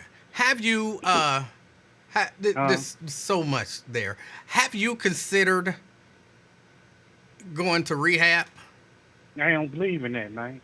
There ain't no man go tell me or a woman go tell me how to fix myself. You gotta lean on your own understanding. What? What nothing, man. I don't believe in that. No, I just believe in. Hold on, just so I understand, you're saying you don't believe that there are people out here who can give you You give me some advice. I'll take your advice, but going to a rehab or going to counseling and all that, I'm not for that. I don't want to be. So you don't really want to change. You like being addicted. It's in produce. Yes. What you said? So you like being addicted and trapped. No, I don't like that, man. Then why would you not want to change? I mean, you say addictive and trapped. You say I don't. You do. You like being addicted and trapped. I mean, it depends on what you mean by that. You like not having control over yourself based on your urges. You like your urges to control you as opposed to you controlling them. You like that. Yeah, if you could say so, yeah. I know, I'm asking. Don't just say yeah because I'm saying it. Like, either you like that or you don't. Yeah, I do. Okay, well then, yeah. you're not going to change. No, you're going to make me mess up my training stuff. But no, man, I was going to settle down and everything. No, you wasn't, because you like it. Man, well, whatever, in case you want to know, yeah. But I had changed my ways, Odie, man. You had not changed your ways. I let all the females go, man. I let all the females go. I think that might just be a symptom of something else. Like, the females ain't the issue with you. Like, you didn't change your life because didn't you say you was talking to the girl and you wanted to use her house as your trap house? But I've been cut. We was just, on and off. That's when I was going through with my baby mama. So, I had to give me some way. So one thing led to another, and Starbucks went home, and next thing I know, one thing led to another and everything. So I'm like, all right. So I guess she wanted me to be her man. I'm like, no, I ain't with this, man. Shit, I'm doing something. I ain't want to settle down with your crazy butt, no way. And she, I got this money, man. Money, shit, I got money too. And everything. I can get you this. No, you can't give me nothing. I'm cool. Because you go throw it right back in my face. Remember I gave you this? Remember I gave you that? No. And everything. She got to $100,000 settlement. And I'm looking at, the receipts and everything else. And she trying to bribe me. And now I give you this and I give you this. Here, take this $4,000. No, I don't want it. Because you go want me to pay it back and say, remember I gave you that $4,000? No, I'm cool. So she was trying to buy the D. She try to buy that and make me her man, and I ain't want to, man. I said, no, I got my own money, and they think, so you just ain't gonna leave. I said, man, I just wanted to use your house, and we did this back in the day. What is this about? I said, you got a guy or a friend want to holler at you and all that. And man, it ain't like that, too. I want it, man. Go on with that goofy stuff. So I settled down and went back home and everything, and stopped hustling for a minute or two, and next thing I know, boom, boom, boom, boom. Then nobody know why I stayed because her auntie and my brother, got two daughters together. So she the only one told why I stayed there. And all hell broke loose. Not necessarily, bro. If you were already under indictment, there's a good chance that they was following you, so they knew where you stayed without having to reach out to her and ask crazy, where you stayed. Dude. No, didn't nobody know why. Only one know was her auntie. Didn't nobody know why I stayed. And my brother and them. Didn't nobody know I stayed. I stayed in the cut. Didn't nobody know. They're like, dang, you stay there? And people didn't even know. But people didn't know I ain't never. But you did say you were under indictment, right? I caught a case, man. Right. So you were under indictment. So there's a chance that somebody was kind of figuring out where you were staying. I'm not talking about, no. She been trying to figure out why I stayed there. No, not her. I'm talking about the government. The man, the police. They knew. That's why I was moving too fast. I had to leave. I got extradited from here. Man, I was on the run for 2 years. Got extradited and everything. Bounty hunters came and got me from here. Okay, no, I'm sorry. I thought you were saying that she told the police where to find you. No. Okay. No. I was on it. I knew I had an indictment and everything, and I took flight towards this way, and I did the time and everything. But with that Cam Newton issue, what you say he did? He don't want to get married and stuff. Right. He just want to have kids. Yeah. Damn, Cam, guess you love child support or giving your money away, but he saw it though. He ain't about to give up his earnings, man. His hard earnings, and they see him like an ATM machine and everything. They knew he had potential and what he was gonna be and everything, and trying to run game on yo. So I'm pretty sure he had all that. Hey, let's settle down. Let's get married. I know it came probably across his mind and definitely across their mind. I don't think they were seeing his money signs across them. He's like, nah, I don't want to see. You ain't getting nothing out of me. So I'd rather give it to the damn kids and stuff until you getting your little tracks and 21 piece or whatever. Well, so may I ask you a question just about your belief system? Having children comes with a certain level of responsibility. When you did you ever some of these people thirsty out here, man. Right, I agree. Some of these women thirsty. Man. I agree. You look here, man. Look here. A couple of women. Say I give up $300-400 a week. They take it out of my check. Okay. Out of that $300, child support probably send you a good $200 because they go tax you and everything. They got to get their cut. I don't think they take that much, but I understand your point. You're a damn lie. I know how the system is because I'm on child support. I've been on child support myself, and again, I don't think they take that much. They don't take a third of. They don't take a third. If they supposed to get $100, why my baby mom always call me and text me saying, I only got $18. I only got $10. I said, I ain't got nothing to do with the government. Call them, ask them. You're probably in a rearage or something, and so they taking money for some other I ain't in kid. no damn ridge. Go on here with that. I'm not. Go on here with that, man. So you don't notice this like you think you know. Okay. And I'm telling you what's happening. I've been on both sides of it, but okay. Yeah, whatever. Hey, so that probably, I have child support here because, say they give you $300. Say they give you $300. Out of that $300, She taking about $250, and she ain't gonna buy your son or daughter but some light up gym shoes in a McDonald's while they getting their little hair piece and outfit, and that's wrong, man. I think the government should do investigation on that. Real talk, man. Cause why is your kid able to pay my phone bill and everything, but you get $200-300 a week, and I gotta pay your phone bill on top of that? Where the child support money at? Oh, mama spent it and stuff. On what? Well, she put some gas in the car, bought a pack of cigarettes and a fifth. What? No, come on now. So I gotta argue with you and everything and all extra. Man, it's crazy how it is. Wait, man, can the system I? works. May I just say something? I feel like I have to say this. I don't want to say this, What you Twin. want? Twin, I don't want to say this. I want to be clear. I don't want to say this. Okay? Okay? Do you understand that? know, I don't want to say it. I'm used to your little smart ass. But $18 ain't shit. You know what I'm saying? Yeah, she put some money in the car. She got some cigarettes in a 40 or whatever.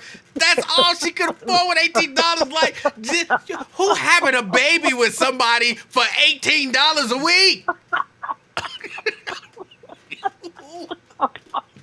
I'm dead. Oh my God, I'm dead. I'm dead. You bogus. That's a terrible hustle.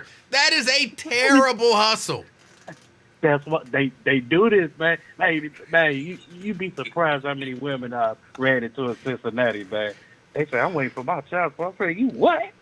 They say, yeah, my child support comes. I say, man, take these food out, Dave. And I was like, man, they really be depending on the little child support, man. It's crazy, but that's how the system. I mean, my baby mama called me one day. I swear to God on my mama, and man, she called, Pastor, you supposed to pay $100 and stuff, and they only sent me $18. I said, hey, call Bite. I asked him what happened. Oh boy, man, it's crazy, man. You be surprised, man. But hold on. Did you ever think I do not want to have a child and not be there in the house? Man, I ain't gonna kid. I kid you not. I was faded one day, and man, the monkey was good, man. Monkey was good like a mother, man. But what about a vasectomy? Man, you don't believe in that? No. God said multiply. But God didn't necessarily mean just go out there and find some hoe and hit it and get her pregnant. That's not the multiplication that he was talking. Maybe in your case, when he said multiply, he was telling you to learn how to do math. I didn't. The word means different things for different people. I don't fuck with hoes though. I don't fuck with hoes, man. Didn't you just say? Okay. I don't fuck with hoes. Ain't that one of my baby mom when I was with all my the first one, yeah, you can say that's a hoe. But the rest of them, no. I was in a relationship with two on my one. I take that back. I take that 3 on I was in a relationship, 2 on my one. Not 2 on I can't admit it was hoes on some thirsty shit one night. You know how that I don't know, you don't drink, so you know how you be thirsty 2-3 in the morning leaving the club or something like that. Yeah, no, I'm not aware of that sensation. I mean, it was one of them nights, and they think, damn, I want that monkey so bad. I got kids. And damn, how you wake up and what the fuck I'm doing here? Damn, I gotta go home. One of them type nights and shit, you know.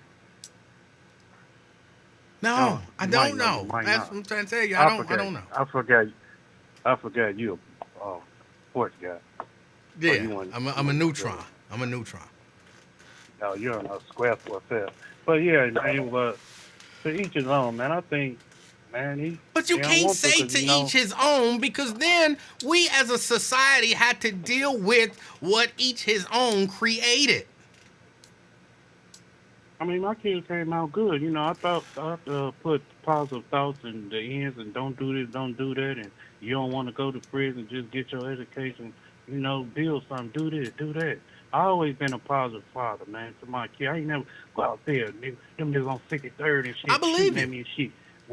And I never brought drugs around my kids. I want you to know that I wholeheartedly believe you, but it's not necessarily like arguing with, right. Like but I want to argue with, it's like not I want to argue with no. I don't know. I won't argue with no kid, my kids around their mama, and I'll take that shit to the street. If they argue with me, they mama or something like that, I'll run out the house, man. And that'll stop me from, really choking your ass up.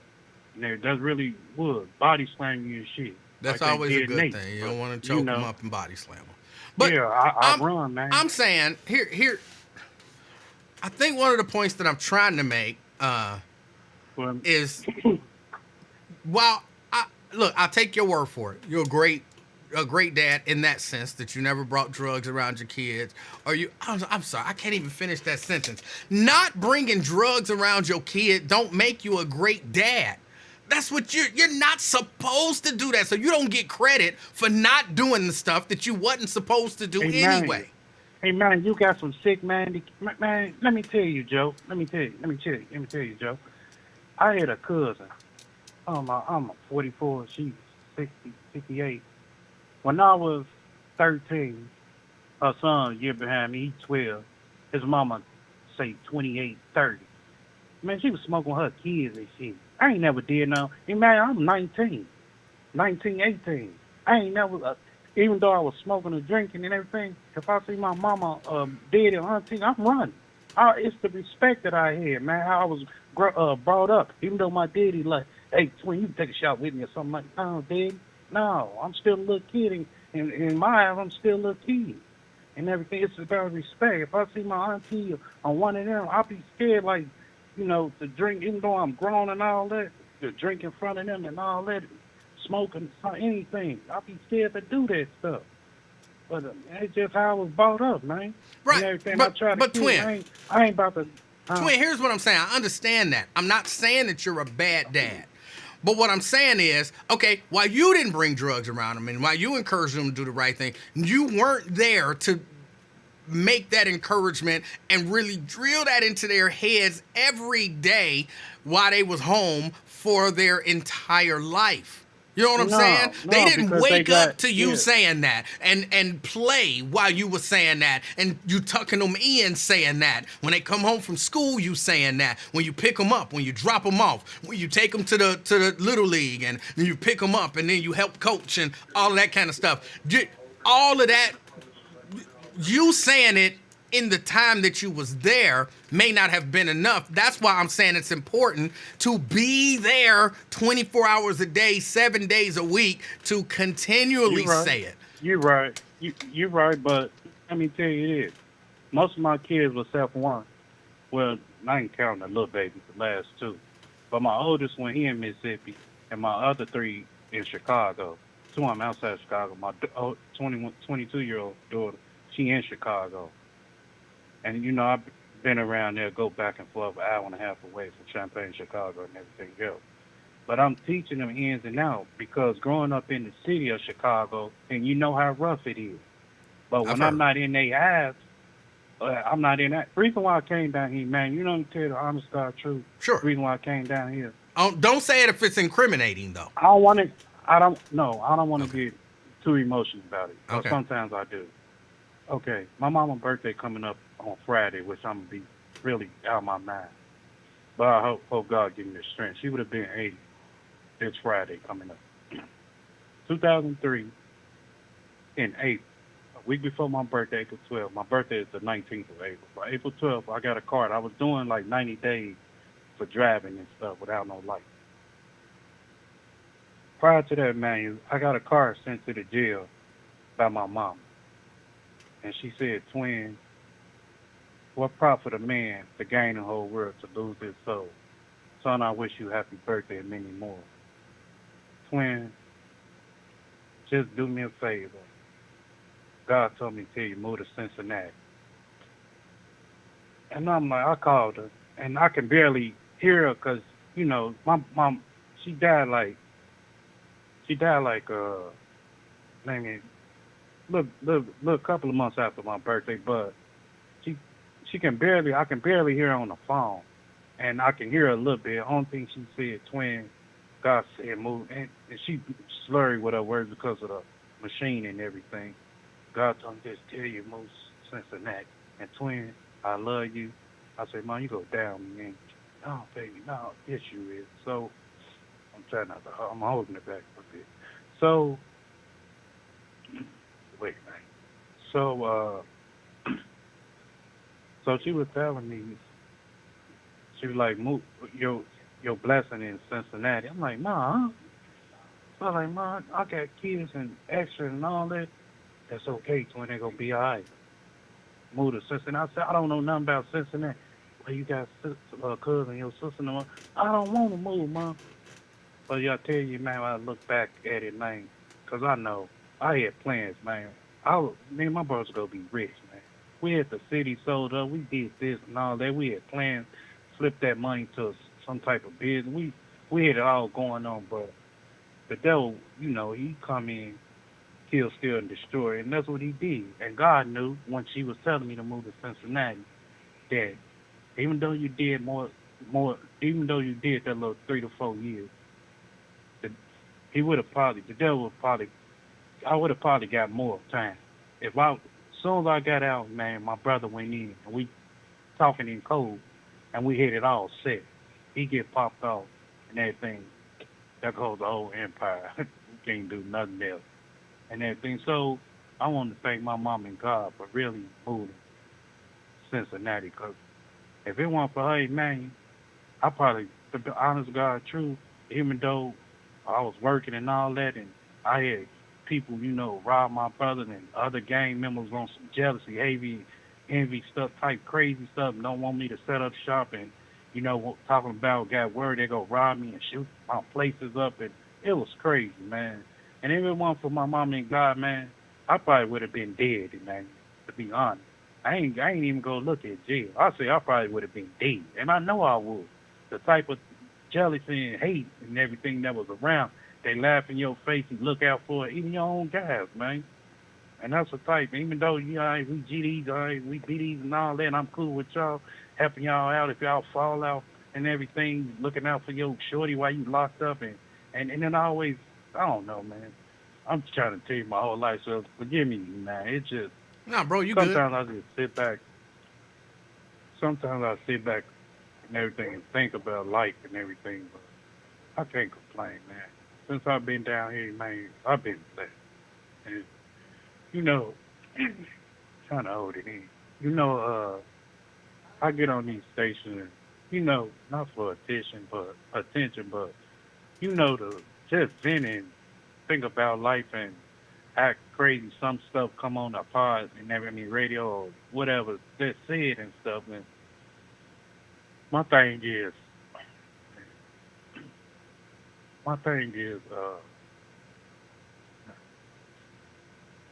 I don't know.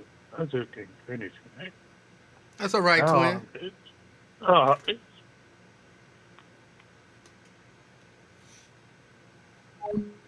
That's all right. I understand. Get emotional. And I get it, you know what I'm saying? He at work. Can't necessarily just be breaking down at work. So I get, you know what I'm saying, you gotta hold it in. Got to hold it in.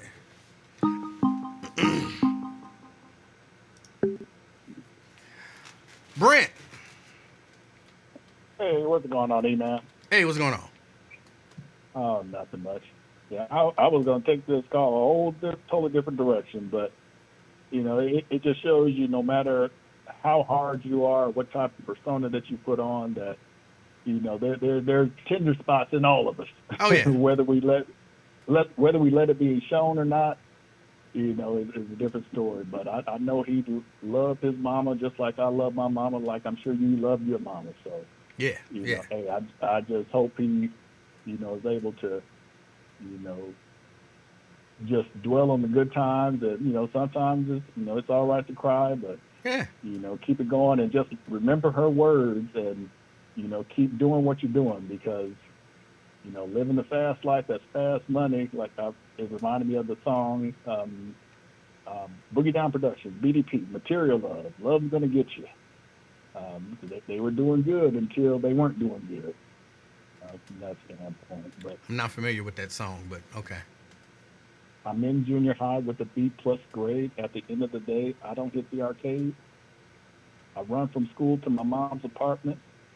I got to tell the suckers every day, don't start it. You remember that one? No. I was never a hip hop guy.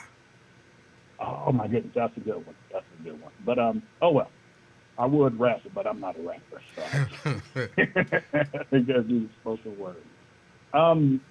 But yeah, but in terms of music, you hit the not the trifecta, but the quadfecta.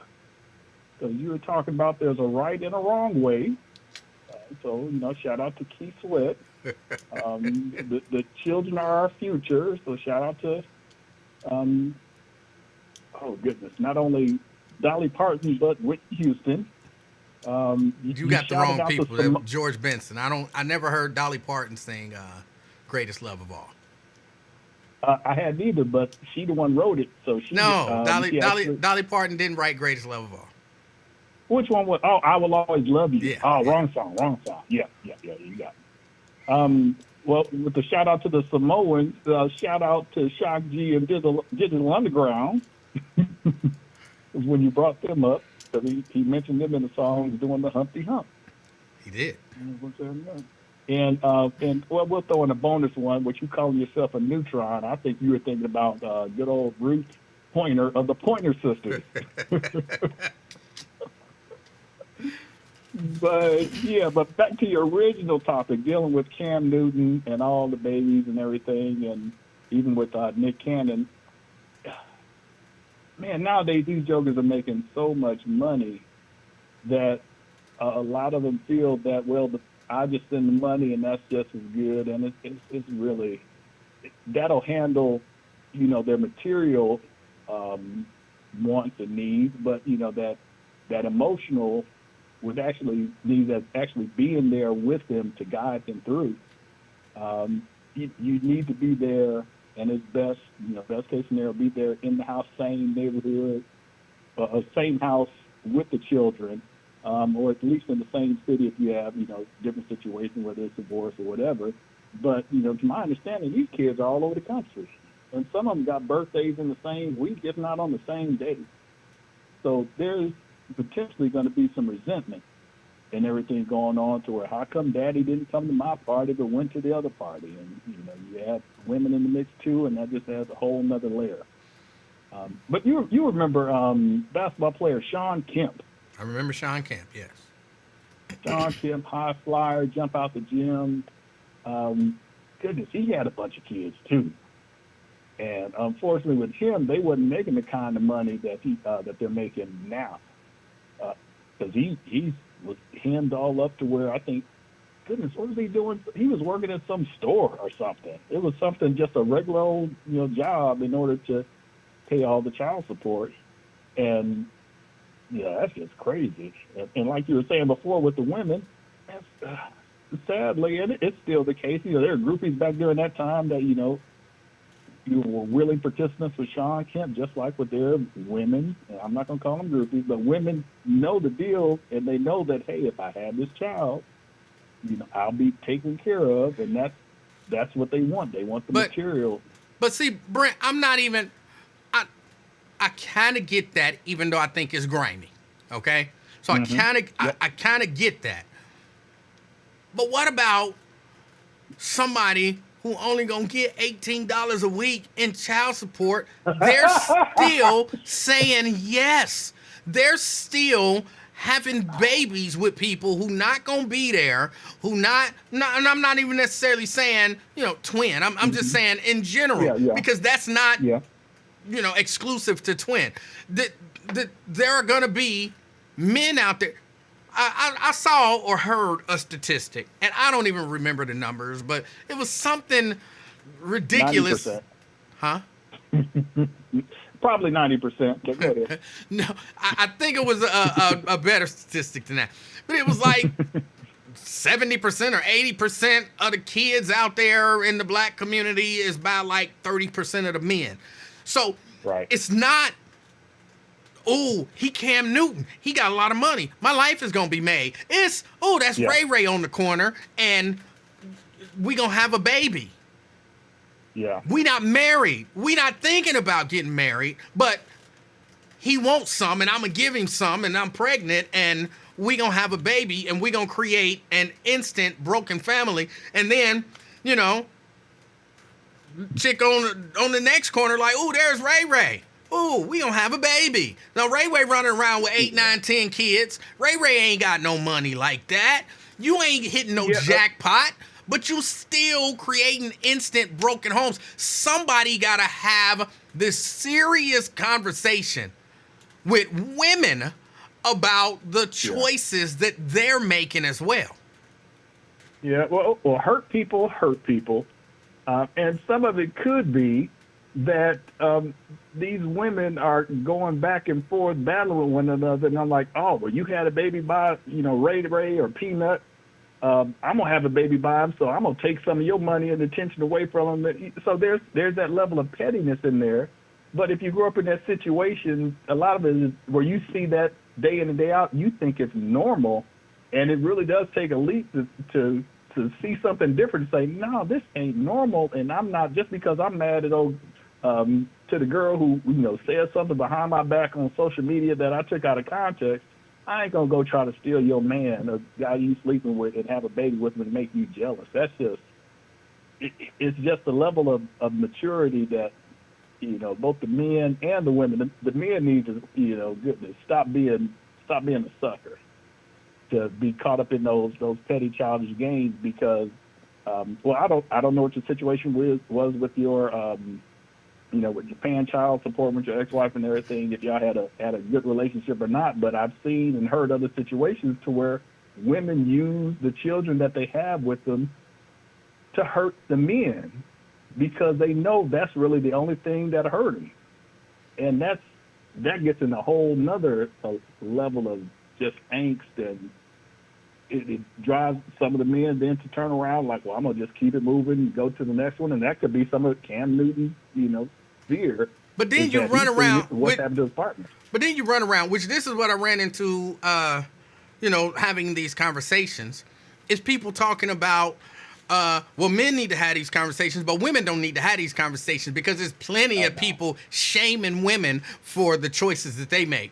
But maybe, just like it's okay to shame Cam Newton and Nick Cannon and Pookie and Ray Ray, why ain't it okay to shame, Rebecca and now I don't even want to come up with no stereotypical name, but why is it not okay to shame? Like, women become so defensive about it. And I hear people talking about, oh, we had these conversations. Oh, these conversations been happening. But when these conversations happen, there's always women jump right to the defense of these women. And now, Brent, if you ever, and this may never have happened to you, but if you ever go to when you was little, you go to your mama, and your mama getting on you for something, and then your daddy step in and say, oh, no, it's all right what that boy did, you don't perceive now that what you did was wrong and it needs to change. And that's what these women are doing when men and other women are having conversations about women being irresponsible, and then these women jump in and defend it, because I don't even know why they defend it, but they jump in and defend it. You're creating the same situation. You're making it now okay, so it doesn't take. The conversation didn't take because you made an excuse for why it was okay for those women to be that low functioning or irresponsible. And at some point, other women have to say to women, this is despicable and irresponsible, and you need to be thinking about these babies having a good shot at a good life, as opposed to coming up with all of this chaos around them. But I don't know what it is. It's their estrogen flowing through their veins. They can't they can't allow. It's a kindred or something. I'm not gonna let you talk bad about my girl. What about the fact that what your girl is doing is bad? Like, let that kindred go enough for the message to get through her head. Yeah, I think it's a difference between being a cheerleader and being supportive. You could be supportive of a woman that has, baby out of wedlock, but you shouldn't champion it and cheer it on. And girl, it's all right, and this and that. Which man, this is a tough one to say without getting myself caught up here. But there should be someone left. You should have a mentor in your life that can tell you that your shiggity stink and what you did was wrong, whether it's a man, whether it's a woman, or anything like that. But if you don't have it, then you think it's normalized, and it is. I think, I'm just guessing here that there is that kindred spirit to where they want to, wrap their arms around them because of, well, partially is the whole concept of women's intuition. You always hear about that. Women's intuition is women's intuition that, well, if you had women's intuition, did you know that joker wasn't no good before you got with them? Or do you just bypass women's intuition altogether? Then it's no good that way. That's like seeing your low tire pressure light on, and you keep on driving, and then wonder why you broke down on the side of the road. The signs were there. You had a clear indication, but you ignored it. So, man, I agree. And these dudes got to stop running around. You make perfect suggestion of having a second. If you want to run up in there raw, get a vasectomy. You can get a reverse and have children, but these jokers, they don't want to do it. And in addition to that, don't they realize there's still stuff you can't take a shot of penicillin to get rid of? Well, nobody thinks about VD anymore, bro. Yeah, but VD is just the cost of VD is just the cost of doing business now. Yeah, and that's it was different even back before the 80s and everything, to where you could just take a shot of penicillin. But man, there's still stuff out there, and it's like, you playing, what's the classic, Eddie Murphy, playing Russian roulette, yeah. or shooting dice and you crap out. Yeah, the same thing there. So yep. Yeah, you run that risk, but you have to count. Once again, it goes back to maturity. You got to count the costs before you even get to that point. If you don't have those discussions before you get into it, once you're there, man, it's going to be rough. Because to use a biblical example, it was Joseph and Potiphar's wife, to where Potiphar's wife was like, "Come on, Joseph, let's do this." And he's like, "Nah, I can't do it." And that joker ran up out of there and left his robe or whatever he left with him. Man, not many folks would do that. But you got to be you have to be willing to turn down that 3 pumps and a grunt, we'll just call it, and let your higher chakra, I don't even know what the world that is, but you got to think with your big brain instead of your little brain. Especially all these dudes running around apparently with these baggy condoms on, slipping off. I don't even understand that.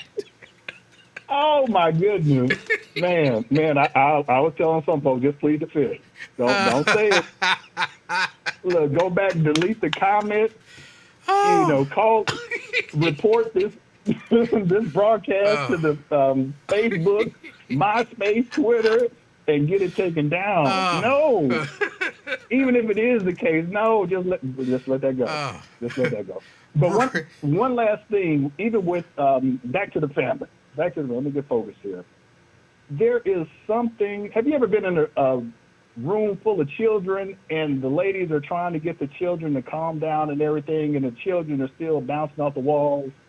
But as soon as that man comes in there and puts the bass in his voice, the children look up and they start paying attention. Mm-hmm. That's another thing that is critical that some ladies don't understand, that man's voice, just the bass in the voice, will get kids to turn around and take notice. And, that's part of the development that's needed for that child. Yes. Thankfully me, I grew up without my dad in the home, but I had uncles who didn't have a problem, or they had whooping permission and would punch me in the chest. So, I wasn't going to act no fool, because I knew, Uncle Arby or Uncle Junior was going to come around the corner and handle it like that. I know only they can handle it. I've seen them do their children that way. But that's all I got. We'll have to do the wrestling report later on in AEW. If you haven't seen the AEW All In pay-per-view, try to find it. great pay-per-view, great storylines. They actually had stories to go with the great matches, Yeah. which was. And I told you they made was it putting even that title on Daniel Bryan. Yes, and I'm cool with it. All cool. right. I wanted Swerve to hold it longer, but I'm cool with it. All right, Brent. We'll talk about it. I gotta fuss at Janice because she's part of the problem right now. All right, Janice needs to call in because we didn't have just men call in. We need a woman's perspective because maybe there's too much testosterone. Maybe there's too much toxic masculinity. So balance it out. Just like you used to do on Sister Speak, you balanced out all of that estrogen with your testosterone and made it tolerable for me to listen to. So. All right, Brent. Call in, Miss Janice. All right, that was Brent. Yeah, Janice, you being part of the problem. Janice, you being part of the problem. Janice says, hold on, I need to go back to this first one. Because Janice, this is part of the problem. And I talked about this. Janice says, men carry the seed. They should protect themselves. A woman cannot get pregnant without that seed. Now notice this, unless I overlooked something. Notice this. The whole first hour of the show, actually, I think just over the first hour of the show, I talked about men's responsibility. I talked about how men should be responsible. And I don't recall, it might have happened, but I don't recall seeing many comments from men. But the women, what about the women? What about the women? Men was just like, you're right. They made excuses for condoms slipping off and stuff like that. But in terms of responsibility, men was like, you right, bro. You right. Uh-huh. Yep. Sure is. Yep. You right. Damn, cuz, you right on. You know what I'm saying? That was the whole comment from men. I start talking about women's responsibility. But what about the men? Women, y'all always do. Janice says she fell asleep. Hey, I understand that. I understand. I'm up here in age now, so you know. But women, y'all gotta stop doing that. Y'all gotta stop doing that. Be accountable. You'll be accountable, and in particular, older women. And here's Nakia. How about everyone be responsible for themselves? People wasn't saying that when the first hour I was saying men need to be responsible. Men need to, take care of their seed. Men is this, men is that. Men need to do this. Men are irresponsible. No man called us, well, why put it on men? Just everybody. Why? Why do y'all do that? Y'all not helping when y'all do that. You're not helping when you do that. I don't know if you a mama, Nakia. I don't know if you a mama. But I know if my mama would have been checking me about something, and I said, well, Michael did it, I don't care what Michael do, because I'm checking you. Michael can do it all day. If that's what Michael mama let him do, or if Michael can sneak and get away with that, but I'm checking you. That was not allowed. They do it. What about them? Well, why ain't you talking to everybody about it, mama?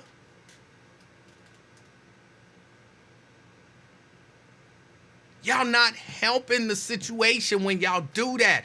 I get it. Y'all feel under attack. I get it. But I attack men for a whole hour.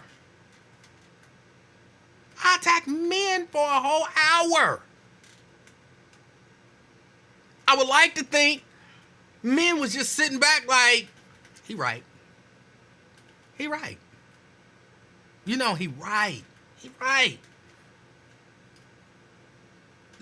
Now what about women's responsibility? What is the man? What about everybody? Just make it everybody. It's the man. The man is responsible for that. Everybody need to be responsible, okay? You don't need to focus on the women. Everybody need to be responsible. Y'all not helping. I shouldn't be the one talking about women's responsibility. All these men that y'all think are toxic men talking about how irresponsible women are and how money motivated and centric women are and all of that kind of stuff. Y'all should be the ones saying this. Women should be, especially older women, women should be the ones telling women, stop being irresponsible. Knock your steel. It takes two. We talked about the first one for a whole hour and some odd minutes. But as soon as we start talking about women, well, you take everybody. Why we gotta focus on women? If anything, women should have been saying, hold on, Emanuel, okay, enough with the men. What about women?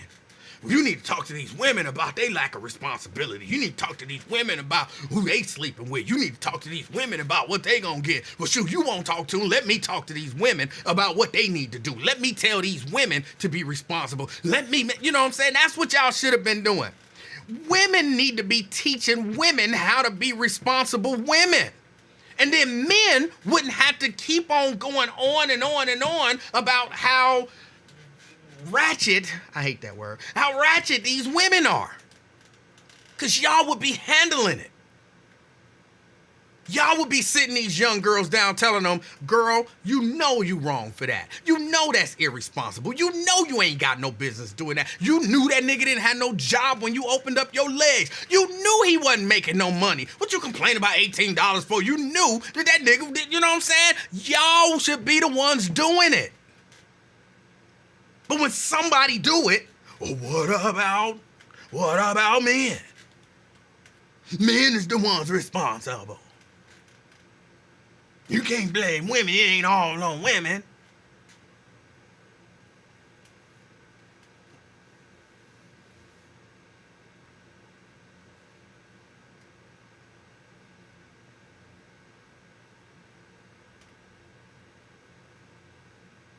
Men shouldn't even be the ones lodging these complaints.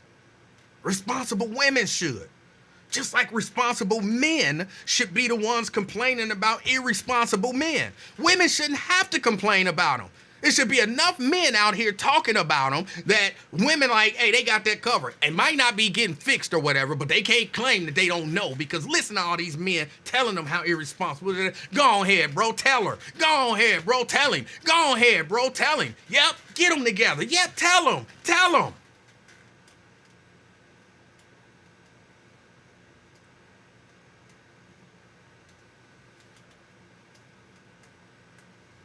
Genesis, I just wanted to hear you finally admit that men have equal responsibility. Women always tell younger women in their lives about those things. If it's the men who don't talk to other men, that's not true. That's so not true. As clearly demonstrated by this. I got very little pushback from men talking about men being responsible.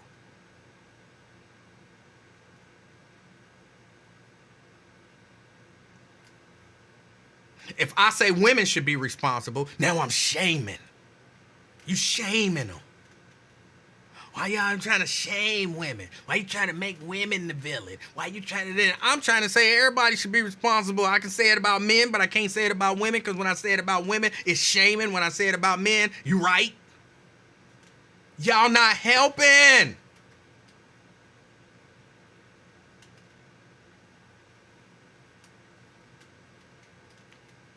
Men tell boys to go get some, sow your wild oats. Ain't no man since 1956, I believe, ever told no man to a boy to go sow his wild oats, except for in the movie Coming to America. Ain't no man said that.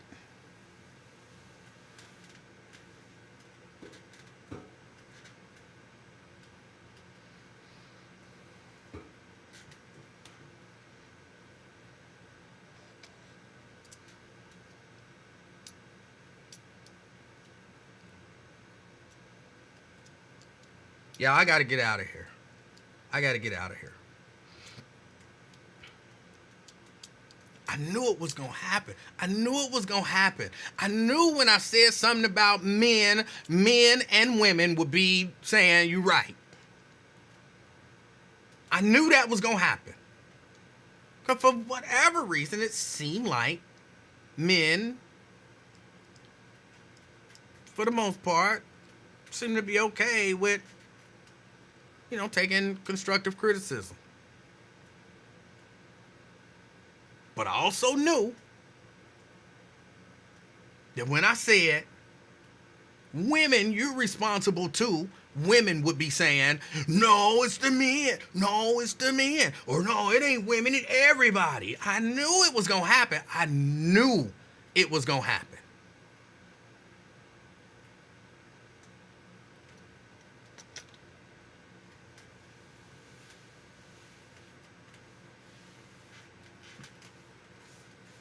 What y'all don't understand is, what nobody seemed to understand is,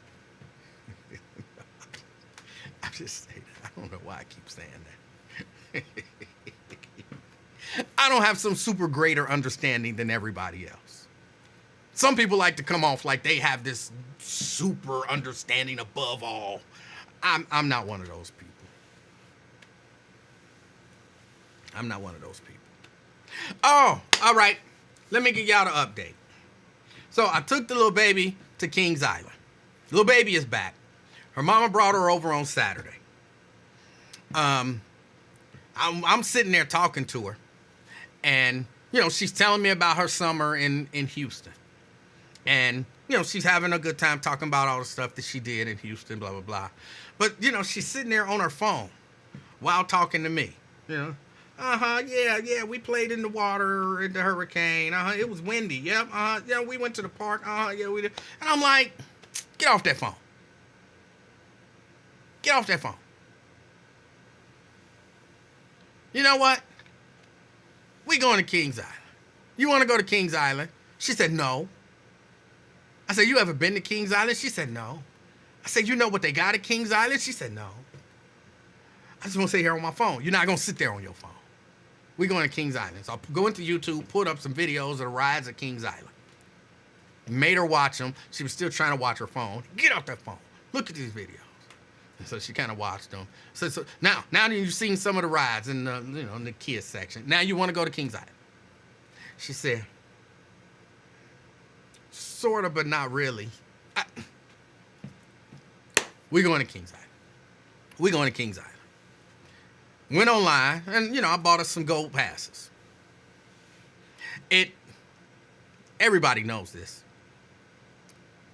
Couple, 2-3 visits to Kings Island, the gold passes and pay for themselves. We'll go a couple more times this year at least. So they'll be done paid for themselves, and they're 2025 passes. So they'll be good for the whole rest of next year. So we get up to Kings Island, drive up there, pull up, and she is scared because, she ain't never rode a roller coaster. So she is scared. She is super nervous. I told y'all, her mama told me it was my responsibility to put her on a roller coaster. Her mama called me earlier this summer. Her mama, okay, y'all want to know about the band. I'll tell y'all about the band after this. Her mama, earlier this summer, her mama was, I'm going to say, on like a tour riding roller coasters. And her mama called me from one of the amusement parks that she was at. And, hey, Daddy, you remember the first time you made me get on a roller coaster? I was crying, and you said you're going to get on anyway, and I was just crying. I was so scared, and blah, blah, blah. I got on. She was like, I'm out here riding roller coasters. I love roller coasters. Thank you, Daddy. I appreciate, that experience, and every time I get on a roller coaster, I remember that experience, blah, blah, blah, which meant is another good reason to be 100% immersed in your child's life because you create memories. You can create pleasant memories. Every time that girl get on a roller coaster, she think about a pleasant memory that she had with her daddy. Just another benefit.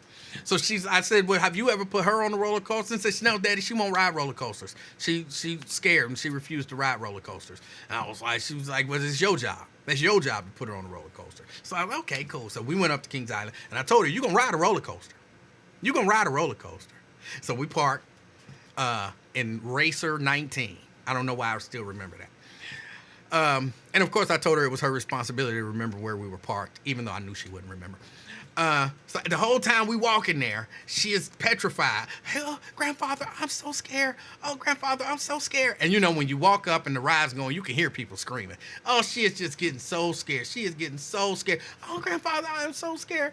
And we go up and we go in, take her over, and we go to what used to be the Beastie. Now it's what, Woodstock Express. Used to be the Beastie. We in the line, the whole time in the line. Oh, grandfather, I'm so scared. Oh, grandfather, I'm so scared. We get up, really close. The ride breaks down. So she looking at me, and she want to get on one of these little kid rides. She want to get on the Snoopy helicopter, whatever it's called. I don't remember, the little goofy ride. And I'm like, okay, you can ride that after we ride a roller coaster. So I take her over to that new roller coaster that they got, which kind of sucks. But I mean, it's for kids. It's for kids. So, we waiting in the line, and the whole time she's scared. I actually did a little video of her. Being scared. Told her, I was going to pull it up, but maybe another day. And, she was so scared. We get on the ride, take a little selfie. They start the ride. We ride the ride. She enjoys it, but then she want to go get on the little Snoopy helicopter thing or whatever, and we get on that. Halfway through that, because it don't do nothing. It just go around in the little loop. It don't do nothing. So halfway through it, she looking at me. Grandfather. Say, what? She said, this all it do? I say, yeah, this is it. This is what it do. Can we get on a roller coaster now? I say, yeah. So then Woodstock Express was back up. We go over, we get on Woodstock Express. She ride Woodstock Express. She love it. She said, can we ride it again? I say, well, no. Maybe later. We'll come back and get on it later. It was late. She didn't come over till about 7. So it was late. So I'm like, we got to get on what we got to get on, Or 6:30 maybe, somewhere around in there. I don't think we got up there till 7. Maybe. So I take her in the little Boo Blasters thing, and she kind of enjoyed that. And then I said, let me step it up and see how, real she is about these thrills. So I said, we're going to go get on the Viking Fury. Of course, she don't know what no Viking Fury is. So we go get on, and she watch it, and she watching it back and forth. I say, all right, come on, we're going to get on. So where you want to get on? She don't know. So I said, we're going to get on the back. We couldn't get on the very back. Well, I guess we could have waited another ride, but we get on the one right next to the back. We get on that bad boy, and whoo, her face lit up with so much joy riding that ride. I don't know if y'all familiar with the Viking Fury. You just kind of go back and forth. But if you're sitting on the ends, it is a fun ride. And she is just so filled with joy, and she's laughing and she's screaming. And when the ride stopped, I got to check on her. Say, how you doing? She say, that was fun. Can we do that again? So I'm like, sure. So in that one, we just get out and run around and hop back on. And then she wanted to get on the very back. But again, we would have had to wait a couple more rides.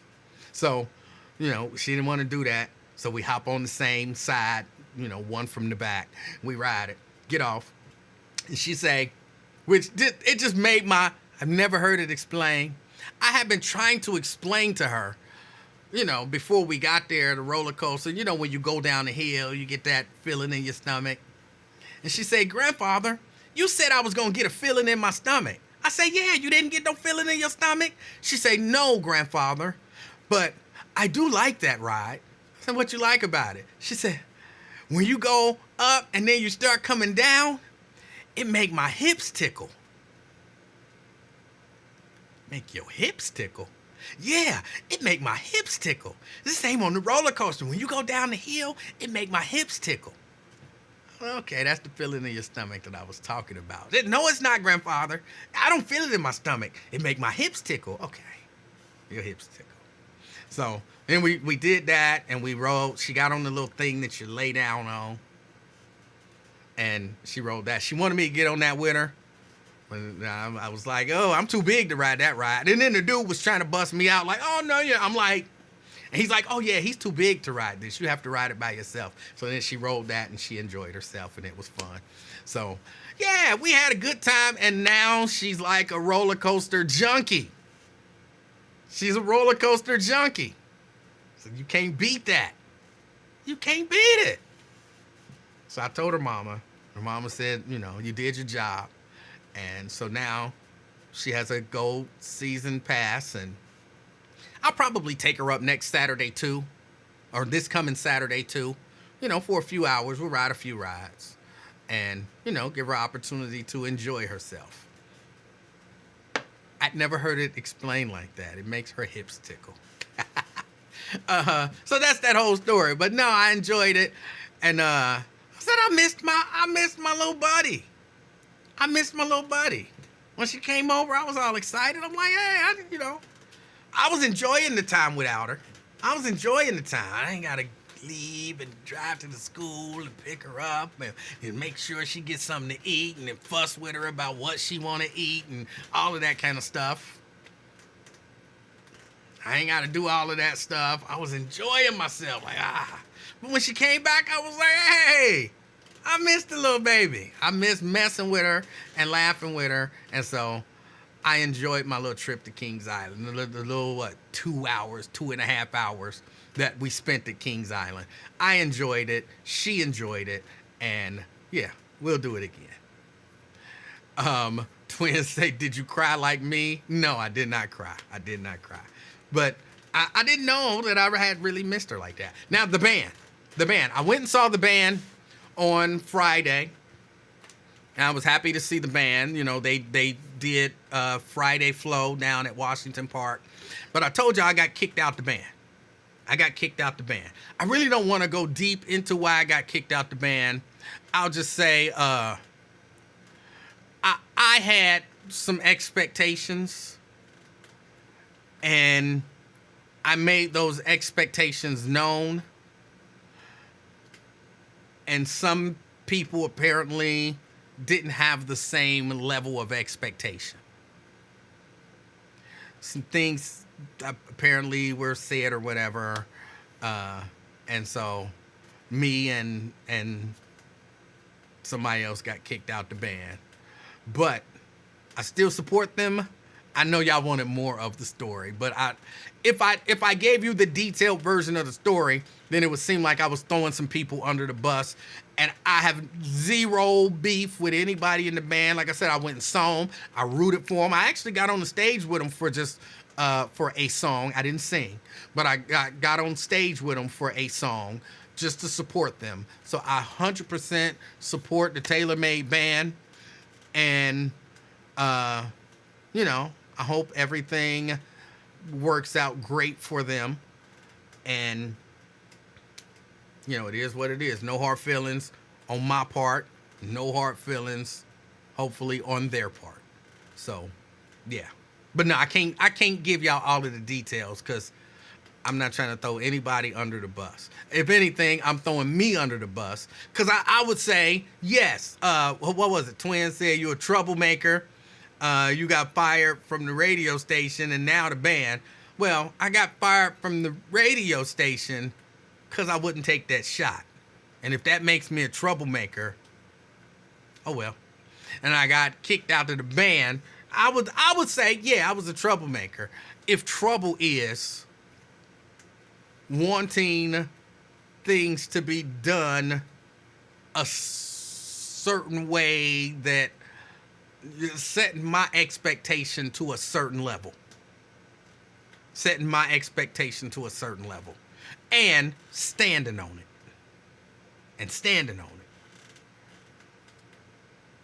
And it wasn't their expectation was here and mine was here. It was just my expectation was here and theirs was here. It was just different. Not mine was higher than theirs or theirs was lower than mine. We just had different levels of expectation. Different. Not better, not worse. Just different. All right, y'all. Lewis says, will you be on tomorrow? I intend on it. I intend on being on tomorrow. Twins say, who gonna listen to a 5'5" guy? Well, I've been in a number of bands and a number of people have listened to me. Actually, a number of people, I keep having a number of people saying, why don't you start a band? If I wanted to start a band right now, I got a drummer, I got a keyboard player, I got a bass player. I don't have a guitar player. And when I'm saying this, I'm saying these are people who've said, hey, if you start a band, I'm in. Like, maybe I'm gonna start a band and you not in. Like, no, if you start a band, I'm in. How you gonna tell me who's gonna be in my band? Like, no, if you start a band, I'm in with you. So, like I said, I got a drummer, I got a keyboard player, I got a bass player, and I got a second singer. But I have no desire to start a band. You know how much work that is? You know how much work it is to start a band? And then you putting in all of this work and you ain't got no gigs. So you ain't making no money. And if you don't have a rehearsal space, you got to rent rehearsal space. So you got expenses and no income for a certain period of time while you get everything together. Please. I don't have the energy to start no band. Nat Turner says you need horns, trumpet, and sax. So you're saying I need a trumpet and sax because those are horns. LaDonna said that's why I didn't join. What's why you didn't join? I don't even know that I understand what you're saying. But no, I got no problem with anybody in the band. I reached out to everyone individually and told them I enjoyed working with you. I enjoyed singing with you. I enjoyed performing with you.